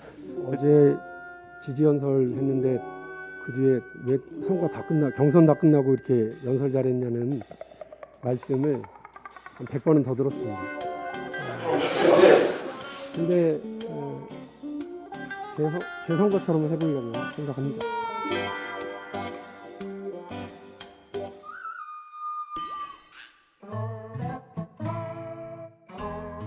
다 그만그만 약점이 있고 그만그만 장점이 있는데 완벽한 사람을 찾아내기가 쉽지 않기 때문에 이런저런 조건에서 조금 불리하지만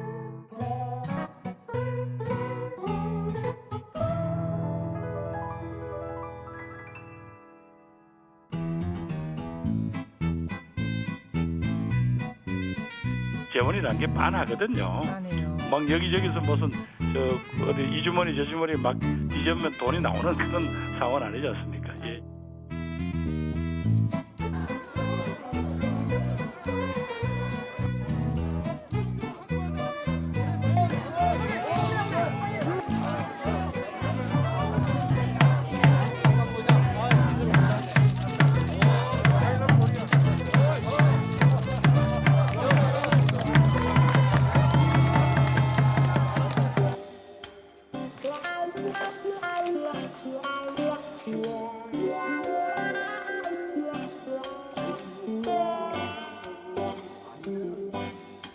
달도 더 됐죠.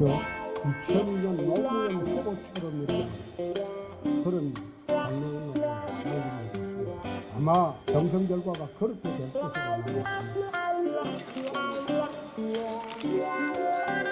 제가 이기면 기적이 연출됩니다. 아마 기적이 현실화될 거예요. 아무도 예상하지 못했던 그런 기적이 현실화될 거예요.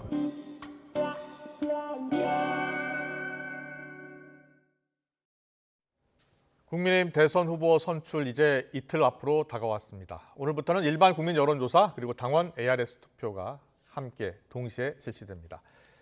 보신 것처럼 이재명 민주당 대선 후보는 오늘 자신이 주재한 첫 선대위회의에서 이재명표 개혁 의지를 다시 한번 강조했습니다. 오늘의 정치권 이슈는 최창렬 용인대 교수와 자세히 짚어보겠습니다. 어서 오십시오. 네, 안녕하세요. 안녕하십니까. 네. 국민의힘 대선 주자 선출 이제 모레 나오죠. 지금 모바일 당원 투표율이 54%대, ARS 투표까지 합치면 60%대를 기록할 것으로 보이는데요. 높은 투표율이 어느 후보에게 유리할지를 놓고 캠프마다 생각이 다른 것 같아요. 교수님은 어떻게 그래서 저도 어느 쪽에 유리할지 정확히 판단하기 어려울 것 같아요. 지금 이제 투표율이 이번에 어떤 결론이 나와봐야 알겠습니다만 투표율이 변수인 것만은 틀림없는 것 같아요. 네. 워낙 투표율이 높잖아요. 근데 이준석 당대표 이후에 19만 명 정도가 입당을 했는데 그중 상당수가 2030이라는 얘기거든요. 네. 근데 전체적으로 볼 때는 최종 당원은 절대적 비중을 볼 때 50대 이상이 한 60%에서 65% 정도 되거든요. 그러니까 20대, 40대가 한 35% 정도 되는 거예요. 근데 절대 비중으로 볼 때는 여전히 이제 윤 후보에게 유리하다고 얘기하는 이제 세대별로 볼 때 50대 이상이 많거든요. 단지 이제 상대적으로 젊은 층의 비중이 높아진 거죠. 그래서 이 상대적으로 높아진 젊은 층이 이제 홍 후보 지지성이 많다라고 우리가 일반적으로 가설로 지금 보고 있는 거잖아요. 각종 여론조사에 그렇게 나타나고 나타났죠. 있잖아요. 그래서 이제 그분들이 투표를 많이 했다면 이거 홍 후보에게 유리할 것이고, 그러나 이제 홍 후보 말고 윤 후보를 지지하는 분들이 투표를 많이 했을 수도 있어요. 네. 우리가 일반적으로 투표율이 높다고 하면 이제 과거에는 진보, 젊은층 이 투표를 많이 해서 투표를 높였다 그러는데 요즘은 젊은층이 진보도 아니에요.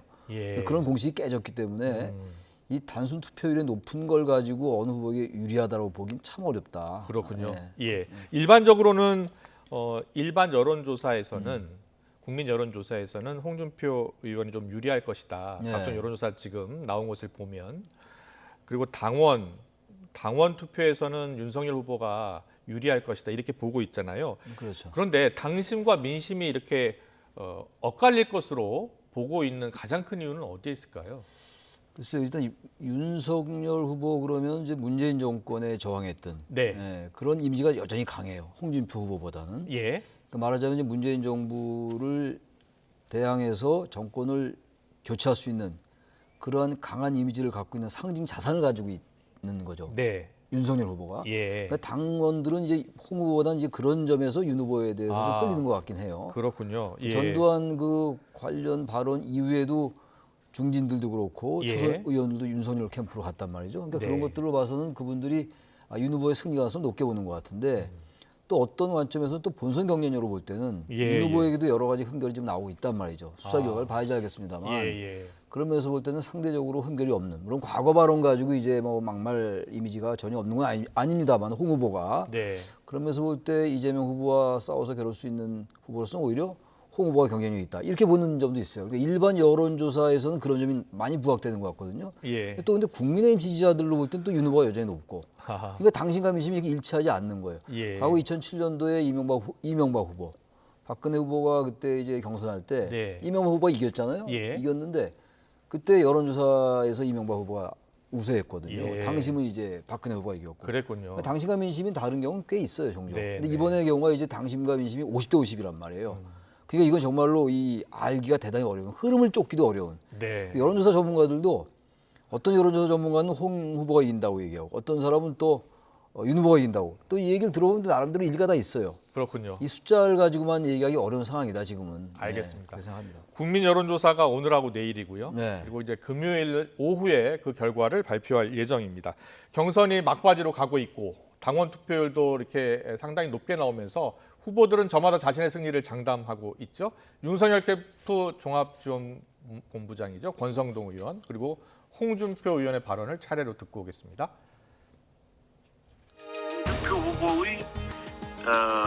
그런 지지를 하시는 분들의 한 3분의 1 가량은 대체적으로 뭐 민주당을 지지하거나 아니면은 뭐 대장동 게이트 특검을 반대하는 분들이기 때문에 그래서 꼬준표란 말이 나오지 않습니까? 공준표가 아니고 꼬졌다. 그런데 우리 당심은 그렇지가 않습니다. 보시면 알 겁니다. 누가 거짓말해고 누구 말이 누구 분석이 맞는 건지는. 우리는 10달 동안 캠프를 열고 오면서 단 한 번의 구설수도 없었다고 잡아요. 이게 상대적으로 하루에 구설수가 하나씩 걸려집니다. 호남 비하 발언을 하고 호남 인사 한 2~3명만 영입하면 그게 희석되는 걸로 알고 있습니다. 이미 집에 가야 할 사람들 무더기로 데리고 오는 거 그것은 자기가 이기는 일이 아니라 국회 정치로 돌아가는 그런 결과를 낳았습니다. 네, 홍준표 의원이 저 기자회견에서 기적을 연출할 것이다 이런 전망도 했잖아요. 네. 권성동 의원은 지금 뭐 윤 전 총장의 승리를 확신하고 있고요. 이런 발언들은 지지층의 결집을 한 번 더 독려하는 그런 메시지로 봐야 되겠죠. 그래야겠죠. 근데 특히 권성동 의원 얘기가 지금 역선택을 얘기하고 있는 거거든요. 예. 그러니까 홍준표 후보의 지지가 높은 게 민주당 지지자들의 결과다, 투표 결과다 이런 거란 말이에요. 그 역선택이 전혀 없다고 보지는 않는데 역선택만으로만 홍준표 후보가 일반 여론조사에서 높게 윤석열 후보보다 나오는 경우가 많이 있었거든요. 네. 그것만 가지고 설명은 저는 안 되는 것 같아요. 확장력 같은 경우는 이제 아까 젊은 층이 얘기했는데 그건 여론조사 결과로 나타나는 거란 말이에요. 확장성 같은 경우는 윤 후보보다는 좀 이제 홍 후보가 좀 높은 면도 있어요. 그러면서 이제 당심과 민심에 자꾸만 이 괴리가 생기는 거거든요. 그러니까 홍 후보의 경우는 지금 글쎄요, 뭐 아까도 말씀 나눈 것처럼 전혀 예단하기 어려운 상황이기 때문에 충분히 뭐 기적, 글쎄 그걸 이제 본인이 기적이라고 얘기를 했는데 그런 것들도 연출할 가능성을 배제할 수 없는 상황이긴 한 것 같습니다. 알겠습니다. 그런데 윤석열 전 총장을 공개 지지했던 서민 교수 유튜브에 호남 비하 발언 썸네일 그 글귀가 씌어져서 논란이 됐어요. 그래서 서민 교수가 자신이 한 말은 아니지만 그래도 죽을 죄를 졌다 이러면서 사과하고 유튜브 영상을 내렸는데 홍준표, 유승민 후보가 일제히 비판하고 나섰거든요. 윤석열 후보 입장에서는 악재라고 볼 수 있는데 얼마나 영향을 미칠까요? 당심에는 크게 영향 못 미칠 것 같아요. 보니까 이 지지자들도 아주 강하게 지지한 우리가 강고한 지지층이라고 그러잖아요. 응집력이 강한 지지자들. 그런 분들은 이렇게 웬만한 악재가 터져도 크게 동요하지 않는 것 같더라고요. 확증 편향 같은 게 분명히 있어요. 단지 그러나 일반 여론조사 같은 경우는 저는 영향을 줄 수 있다고 생각해요. 윤 후보가 직접 한 얘기는 아니라 하더라도 서민 교수라는 분이 저런 뭐 이상한 발언을 했단 말이에요. 호남을 비하한 발언. 저는 이런 부분들에 대해서는 윤 후보가 자신이 한 건 아닙니다만 최근에 뭐 여러 가지 좀 뭐 발언 가지고 문제가 좀 많이 있었잖아요. 전두환 관련 발언도 그렇고. 서민 교수에 대해서 분명히 뭐 캠프는 아닌 것 같은데 캠프 소속은 아니에요. 그렇다 하더라도 분명한 입장 표명이 좀 있어야 된다고 생각해요. 알겠습니다. 이런 가운데 안철수 국민의당 대표 대선에 출마하면서 지금 일각에서 야권 단일화 가능성 거론하고 있죠. 본인은 없다라고 이야기하고 있고요. 이준석 대표도 거강꾼 행세하면 해당 행위로 징계하겠다라면서 선을 긋고 나섰습니다. 이준석 대표의 발언을 듣고 오겠습니다. 통합 무쇠라고 제가 표현하지만은 지난 2020년 선거 때부터 그 통합만 하면 이긴다라는 아주 간단한 도식으로 국민들을 상대하다 보니 국민들이 보수 정당의 개혁 의지에 대해서 의문을 갖게 되고 보통 단일화를 염두에 두고 나오시는 후보들이 그거 갖고 협박을 많이 합니다. 과거에 보수 진영에서도 과거에 우리공화당과도 합당 안 하면 뭐 표가 나갈 수도 있다 이런 식으로 해서 또 거강꾼들이 계셨고 결국에는 뭐 이 통합론 가지고 국민들의 감동을 산다는 것이 오히려 지금까지 성공한 전략이 거의 없습니다. 네, 이준석 대표. 언제까지 정치공학으로 선거를 치를 수는 없다 하면서 지금 통합론에 선을 긋고 있는 모습이죠.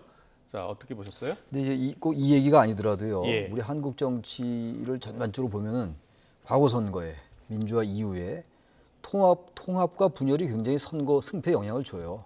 통합된 지역이 대체로 이겨왔고 예. 되게 분열된 진영이 졌어요. 네. 100%는 아닙니다만. 예. 따라서 이건 정치공학, 선거공학 그리고 연합정치의 부정적인 면이 있다 하더라도 현실 정치 공간에서 단일화라는 변수를 무시할 수 없거든요. 지금 특히 이제 이번 선거는 다들 지적하는 겁니다만 워낙 양대 진영이 첨예하게 맞붙는 선거란 말이에요. 예. 지난 19대 대선 때처럼 박근혜 탄핵으로 이루어진 선거가 아니란 말이에요. 따라서 이건 단 진짜 몇 %가 중요할 수가 있는 상황이고 예. 안철수 대표는 지금 나오는 여론조사가 6%, 7%까지 나오는 것도 있고 이렇더라고요. 네. 그래서 이준석 대표는 안 대표라든지 제3지대에 나온 후보들 좀 이제 깎아내림으로써 좀 소멸시키려는 것 같아요.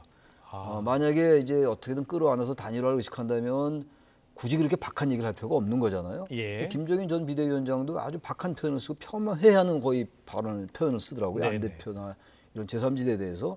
그러니까 그거는 자꾸 이제 그 공격 위주로 가면서 이 바람을 아예 그냥 소멸시켜서 태풍이 말하자면 태풍은 아니지만 아직은 찻잔 속에 어떤 그런 바람을 끝내게 하려는 것 같은데 그게 만약 소멸된다면 단일화 논의는 나올 수가 없는 것이고 예. 만약에 그렇지 않고 안 대표 같은 이런 제3지대에 있는 후보들이 뭔가 중간지대의 목소리를 낼 수 있다면 소구력 있게 왜냐하면 양대 진영의 어떤 혐오 정치나 이런 것들 기득권 정치, 카르텔 정치 이런 것들에 대한 혐오는 분명히 존재해요. 우리 유권자들에게.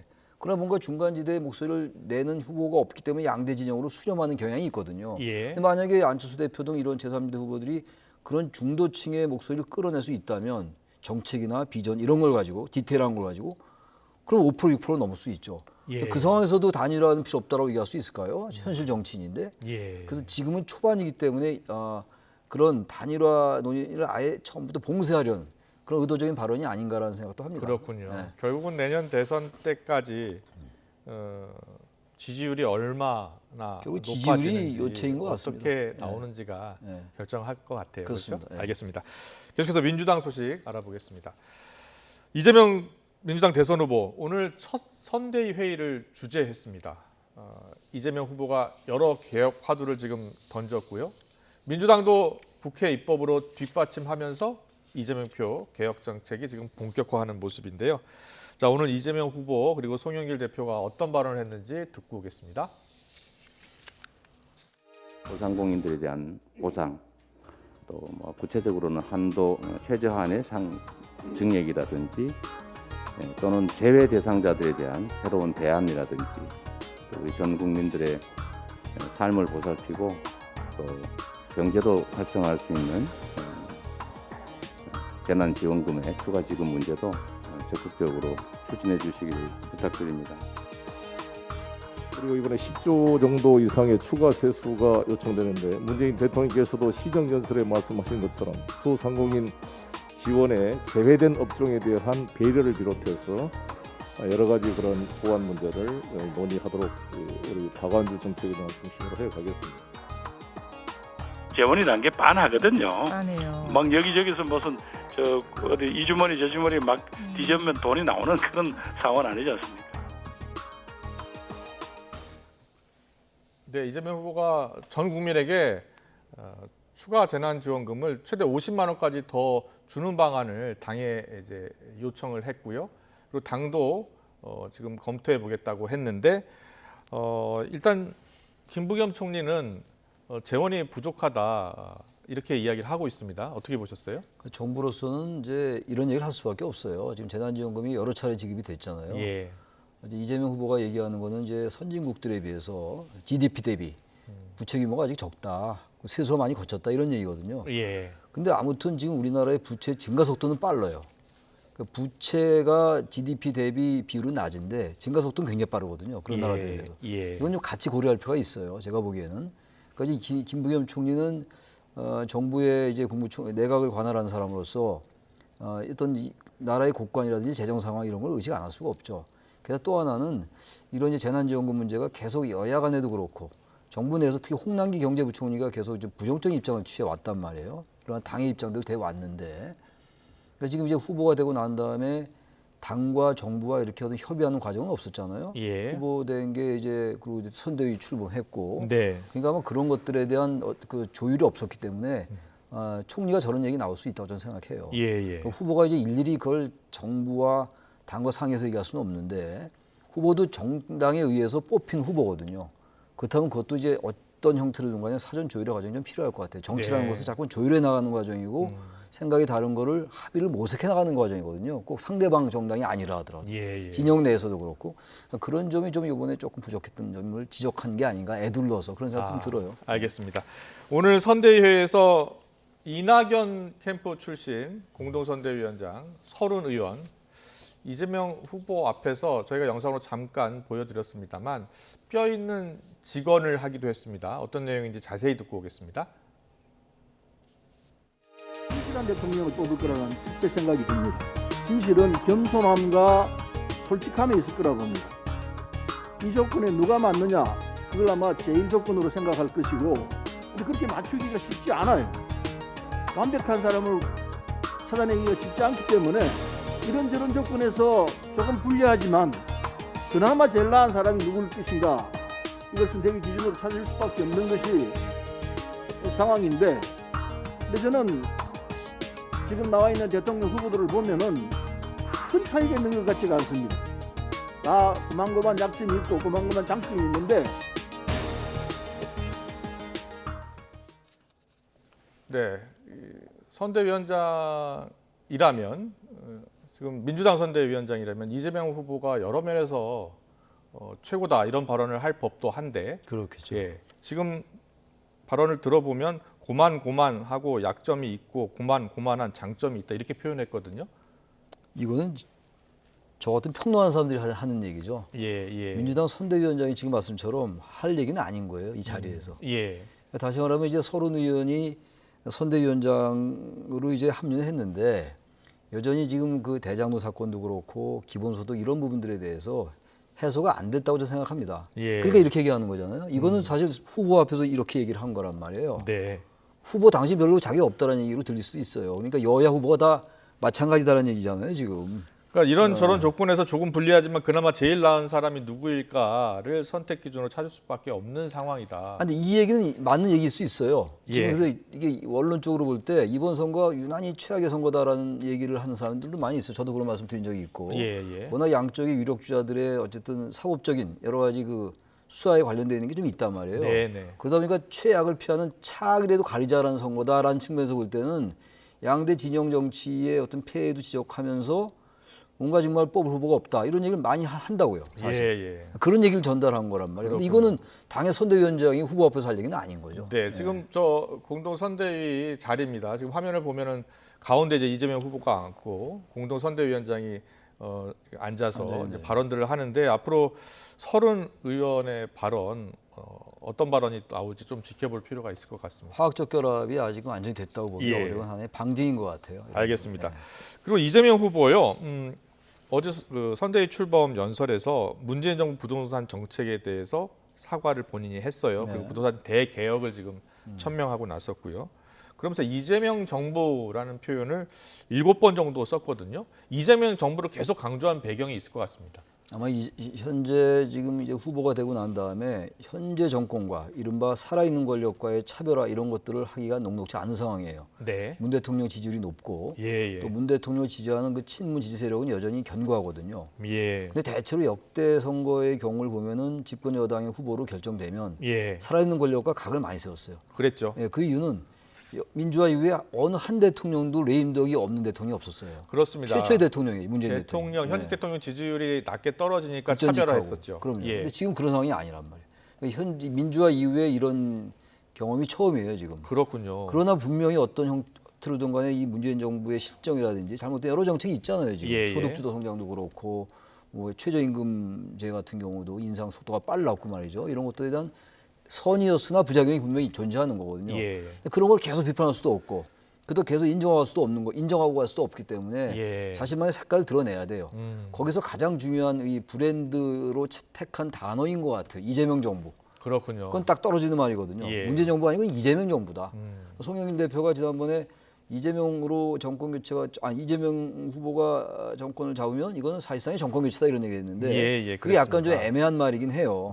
그래서 그런 것들을 얘기하지 않으면서 그러나 뭔가 차별화하는 그런 의도로 이제 이재명 정부를 여러 번 강조한 것이 아니냐라고 생각을 합니다. 앞으로도 문재인 정부의 차별화는 나타날 수밖에 없겠네요. 필요할 수밖에 없어요. 그건. 예, 왜냐면 현 정부의 분명히 잘못도 있었거든요. 예. 그리고요, 김동연 전 부총리 지금 창당을 추진하고 있고 대선 출마를 선언했는데 송영길 민주당 대표가 김동연 전 부총리를 만났습니다. 어떻게 봐야 되는 겁니까? 글쎄요, 지금 최근에 김동연 전 부총리의 행보는 제3지대 후보보다는 여권에 조금 경도돼 있는 듯한 분위기도 느껴져요. 그렇군요. 예. 검경 그 대장원 사건에 대한 수사도 검경 일단 수사를 얘기를 했고 예. 특검 얘기를 하긴 했는데 그 이제 방점이 일단은 검경 수사를 지켜봐야 된다 이런 쪽으로 지키고 이건 여당의 얘기하고 비슷한 얘기고 예. 송영길 대표 만나긴 했는데 본인 얘기는 그건 아니에요 지금. 아무튼간에 자기는 반란을 이렇게 했다. 반란의 주체가 반란의 대상을 찾아왔다 이렇게 얘기했는데 네. 송영길 대표가 그 창당 준비위원회인가 거기에 왔단 말이에요. 거기에 네, 담례 네. 형식으로 가긴 갔는데 조금은 지켜는 봐야 되는데 제3지대 후보라면 양쪽을 맹포해야 될 것 같은데 네. 그러지 않는단 말이에요. 그러니까 꼭 그것만이 뭐 제3지대 정치문법은 아니긴 해요. 양쪽 진영을 이제 비판하는 게 그것만이 제3지대가 갈 길은 아니라 하더라도 우리가 이제 제3지대 후보들이 갖는 길 그런 것들에 비해서 조금 이제 색다른 면이 있긴 하다라는 생각은 들어요. 알겠습니다. 오늘 정치권 이슈는 여기까지 듣겠습니다. 최창현 용인대 교수와 함께했습니다. 잘 들었습니다. 예.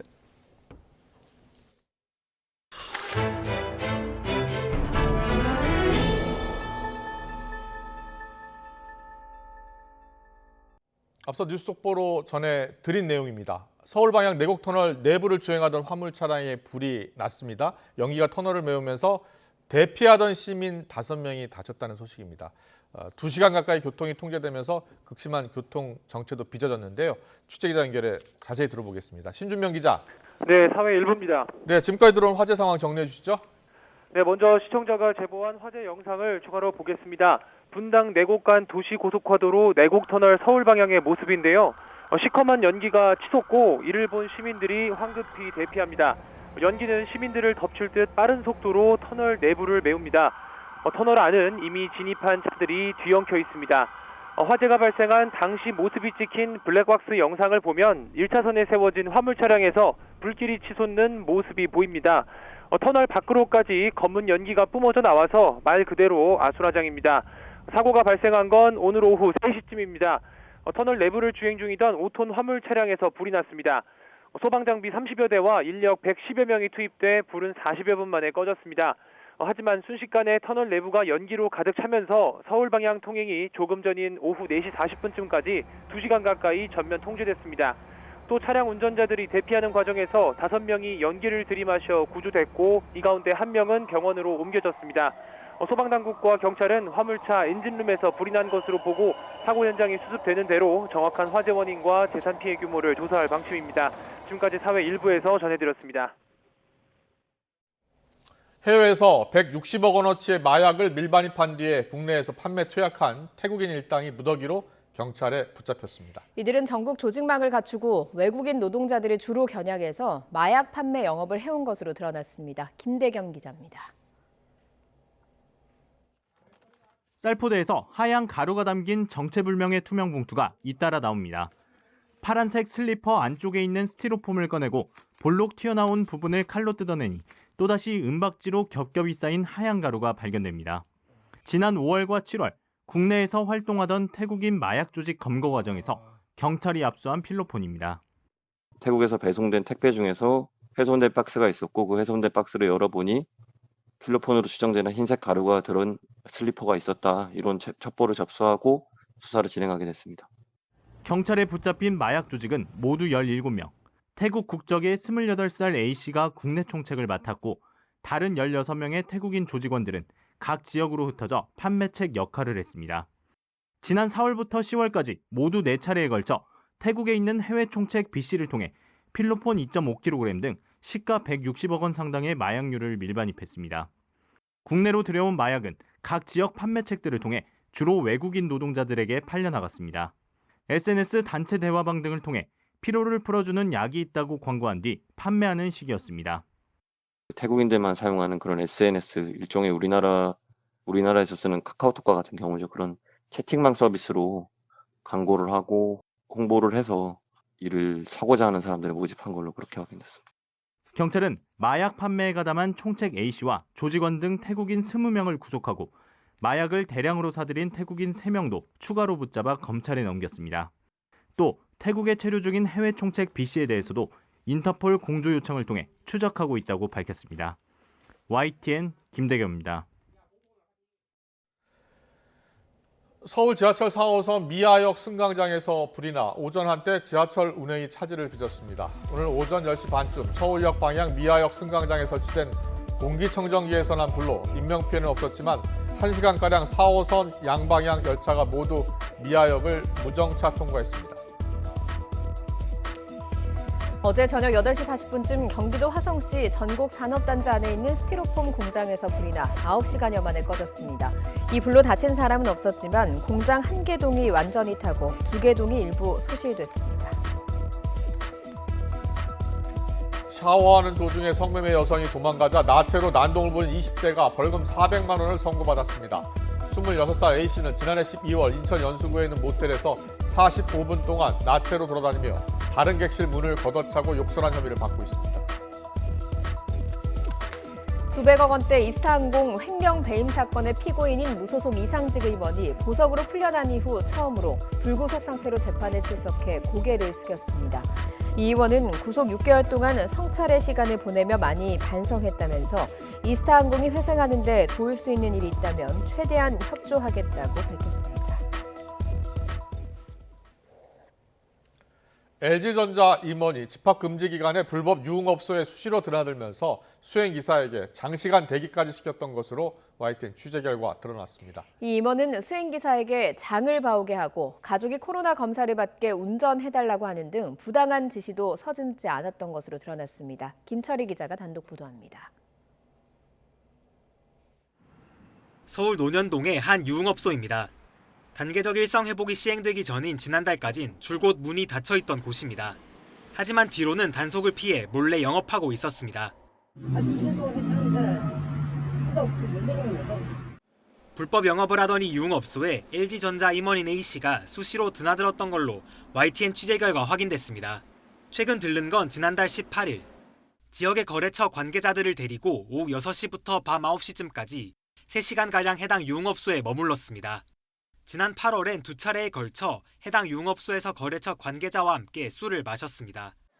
지난해 5월과 8월 유흥업소 집합 금지 때도 A씨는 서울 강남의 여러 불법 유흥업소를 방문했던 걸로 파악됐습니다. A씨의 직속 상사인 고위급 임원 B씨도 몇 차례 동석했다는 의혹도 제기됐습니다. 해당 임원뿐만이 아니라 임원과 연계된 직속 상관이라든지 동료 임원이라든지 수없이 같이 갔죠. 수행기사 C씨는 A씨가 불법 유흥업소를 드나들 때마다 회사 차로 태워다주며 자주 수행해야 했습니다. 불법 업소에서 술을 마시는 동안 밖에서 기다리는 건 기본이고 A씨가 여성과 이른바 2차라도 가는 날엔 날밤을 꼬박 세워야 했다는 주장도 나옵니다. 전형적인 갑질행위로 보이는데 LG는 이와 관련해 자체 조사를 벌이고 있습니다. 이동하실 때부터 이제 만취 상태다 보니까 대기 지침이라든지 귀가 지침을 주시지 않았기 때문에 저는 꼬박 호텔 앞에서 있었던 그런 경우가 됐죠. A씨의 사적 지시는 이뿐만이 아니었습니다. 남양주 자택에 오기 전 서울 여의도 사무실에 들러 개인 물건을 챙겨오라고 이른 새벽 지시하는가 하면 코로나19 진단검사를 받아야 하는 자기 가족들을 태워다 주라고 지시하기도 했습니다. 심지어 장을 봐오라고 한 적도 있었다는 증언도 나옵니다. 일과가 다 끝나고 나서 그것도 12시가 넘은 새벽 시간에 장 보러 가는데 같이 가자고 요구해서 갔던 적도 있죠. 이에 대해 LG전자 측은 사실관계를 확인해서 위반 사항이 있으면 징계 절차를 밟겠다고 밝혔습니다. 다만 사적 지시나 용역업체를 통하지 않은 직접 지시가 문제될 수 있지만 상황이 급할 땐 불가피한 측면이 있다고 해명했습니다. 노동 조건에 악화로 연결됐다고 하면 이런 건 종합적으로 볼 때 고용노동부 지침 가이드라인에서는 직장 내 괴롭힘에 해당되죠. 집합금지 기간 불법 유흥업소 출입에 수행기사에 대한 부당한 사적 지시들까지 한 임원의 일탈 여부를 넘어 LG전자의 임직원 관리 체계에 구멍이 뚫린 게 아니냐는 지적이 나오고 있습니다. YTN 김철입니다.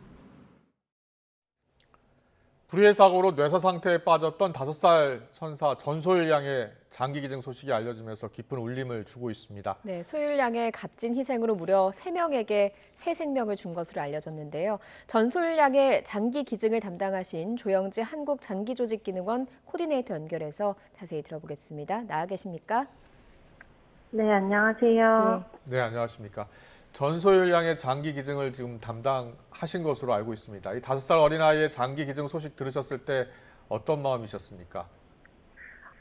사실 어린아이를 담당할 때면 항상 예. 마음이 더 안타깝고 무겁기는 한데 이제 제가 하는 모든 행동이 가족분들이 기억하는 이제 환자분과의 마지막 추억으로 남을 거라고 생각이 돼서 힘든 기억보다는 우리 아이가 마지막까지 그냥 뜻깊은 일을 하고 떠났다라는 좋은 기억으로 추억할 수 있게 너무 슬퍼하지 않기를 바라는 마음으로 참여를 했던 것 같습니다.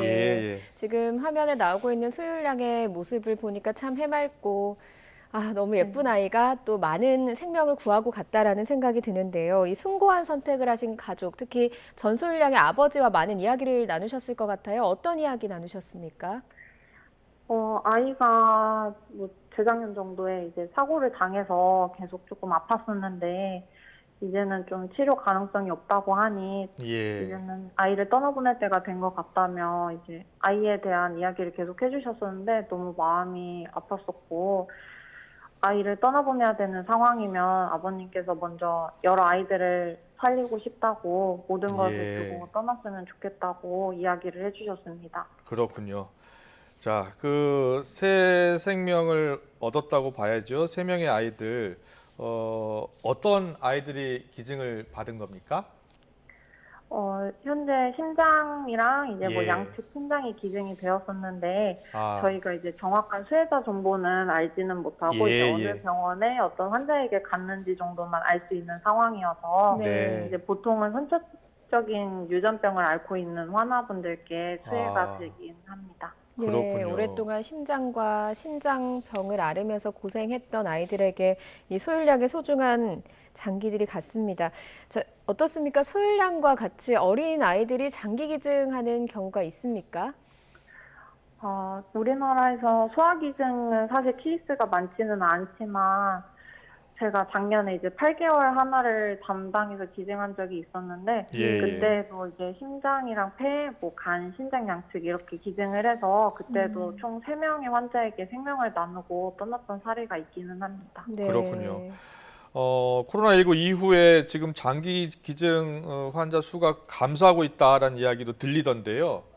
얼마나 줄었습니까? 일단 코로나19로 인해서 저희가 이제 원래는 병원에 출입을 해서 이제 뇌사 추정자가 있는지 확인을 하고 하는데 좀 제약이 많아져서 발굴하기가 조금 어려운 상황이기는 한데 작년에는 한 478명 정도 기증을 해주셨고 올해까지는 이제 356명 정도 기증을 해서 거의 한 100건 정도는 조금 줄어든 상황이기는 합니다.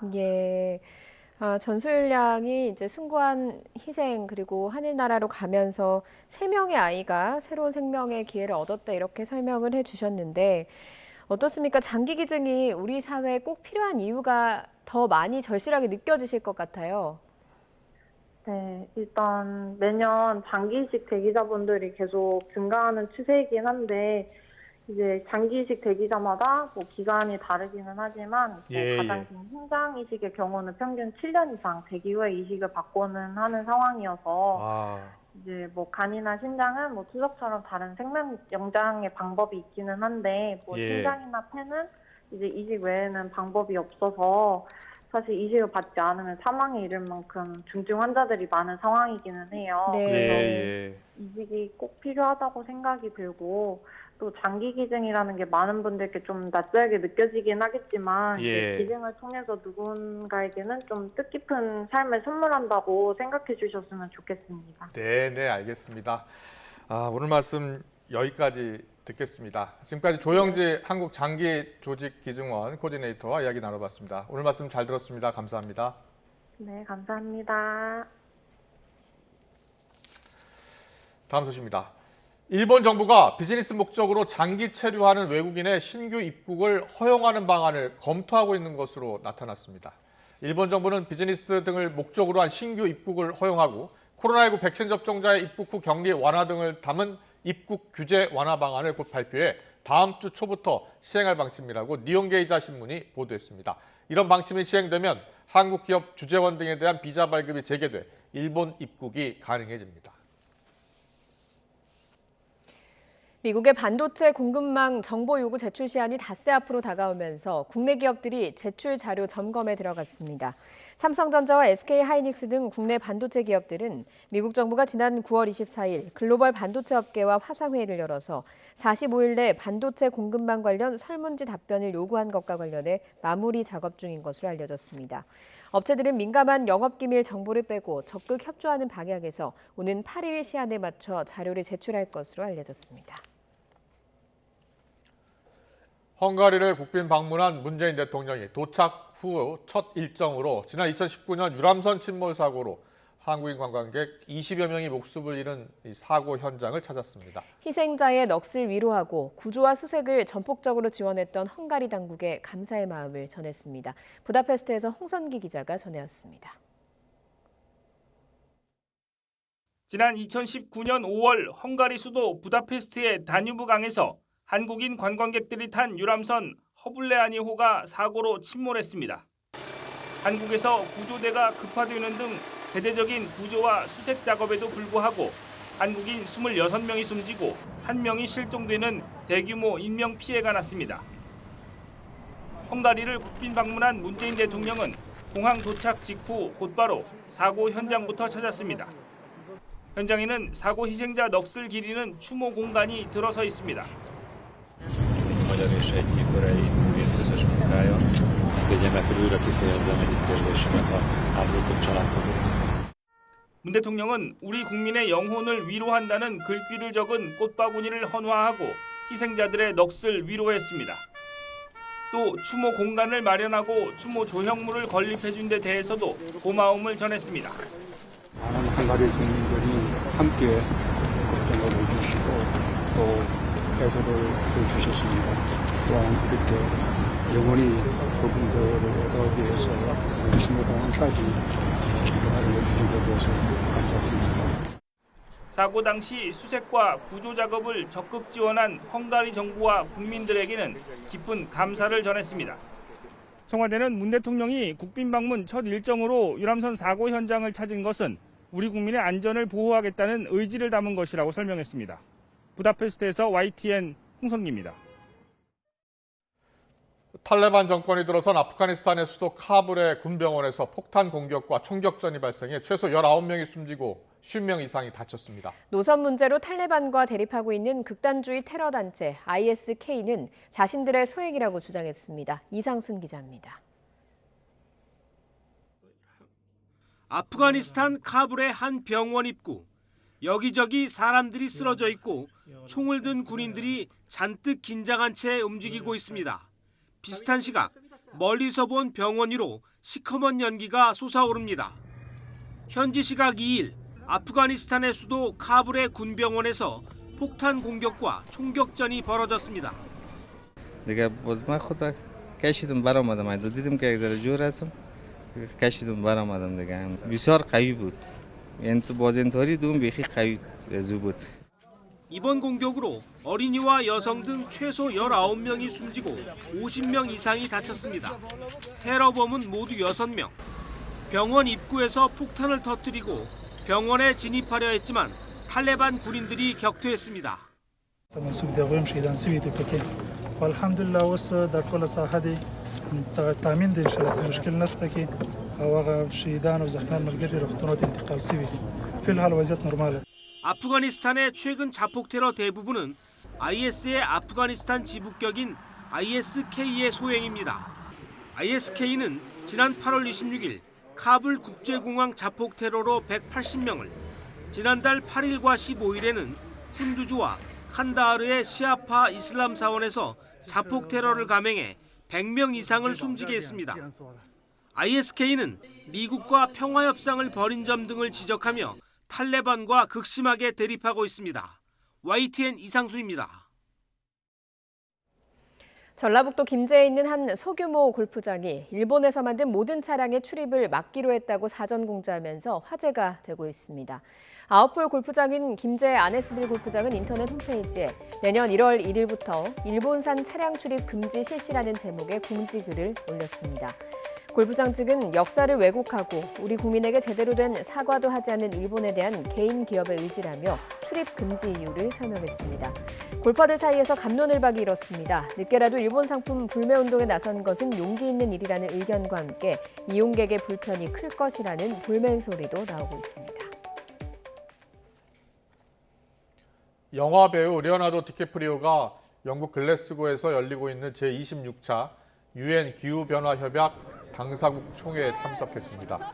지난 2014년 UN 기후변화 대표로 임명됐고 UN 기후정상회의에 개막 연설도 했던 디캐프리오는 이번 회의 참석에 앞서 트위터에 전 세계가 이번 회의를 지켜보고 있다고 말했습니다. 디캐프리오는 수백만 달러를 환경단체에 기부했고 친환경 벤처기업에 투자하고 있으며 2016년 아카데미상 시상식에서는 기후변화는 인류 모두가 직면한 위협이라고 강조하기도 했습니다. 영국 기후변화협약 당사국 총회에서 짧은 만남을 가진 미일 정상이 가까운 시일 안에 만나 공식 회담을 갖기로 했다고 일본 언론이 전했습니다. 교도통신은 양국 정상이 이번 회의에서 짧은 만남을 가진 뒤 조기에 다시 만나서 회담을 갖는 데 의견을 같이 했다고 전했습니다. 기시다 총리는 현지에서 일본 취재진을 만나 미일 정상회담을 위해 올해 안에 미국을 방문하는 것을 포함해 가능한 빨리 만나 회담하고 싶다는 뜻을 밝혔습니다.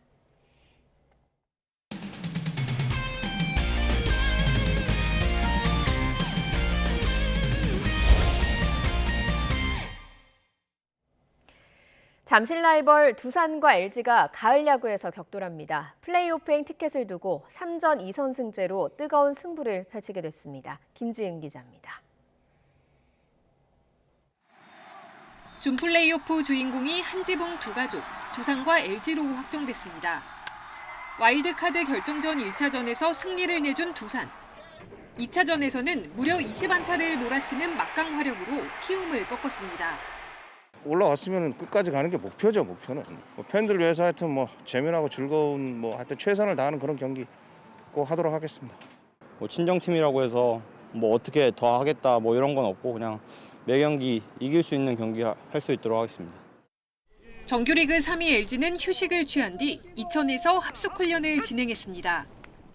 부산이란 팀을 떠나서 저희가 좀 2019년, 2020년 이제 올해까지 이제 3년 연속 저희 이제 포스트 시즌을 하는데요. 우리 선수들은 이제 경험이 좀 있기 때문에 좋은 경기 하지 않을까 어떤 그런 기대를 하고 있습니다. 승부를 가를 변수 중 하나는 바로 외국인 투수입니다. 두산은 최다 탈삼진 기록을 쓴 에이스 미란다가 어깨 통증으로 출전이 어려운 데다 로켓도 팔꿈치 수술을 위해 미국으로 떠난 상황.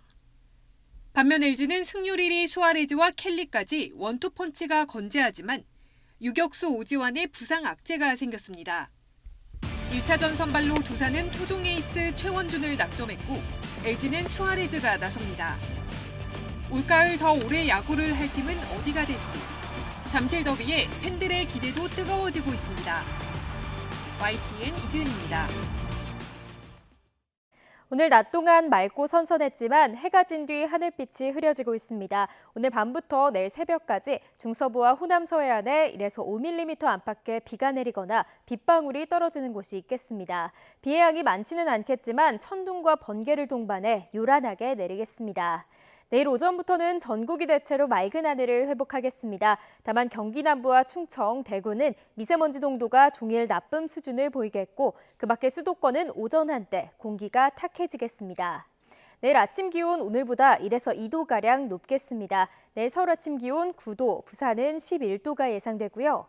낮 기온도 예년 기온을 웃돌며 선선하겠습니다. 내일 낮 기온 서울 18도, 대전과 대구 20도가 예상됩니다. 토요일 남해안과 제주도를 시작으로 일요일과 월요일 사이 전국에 한 차례 비가 내리겠고요. 이후 기온이 크게 떨어지면서 날이 급격하게 추워질 전망입니다. 지금까지 날씨 정보였습니다. 네, 이어서 저녁 종합뉴스 이브닝 뉴스가 방송됩니다. 시청해주신 여러분 고맙습니다.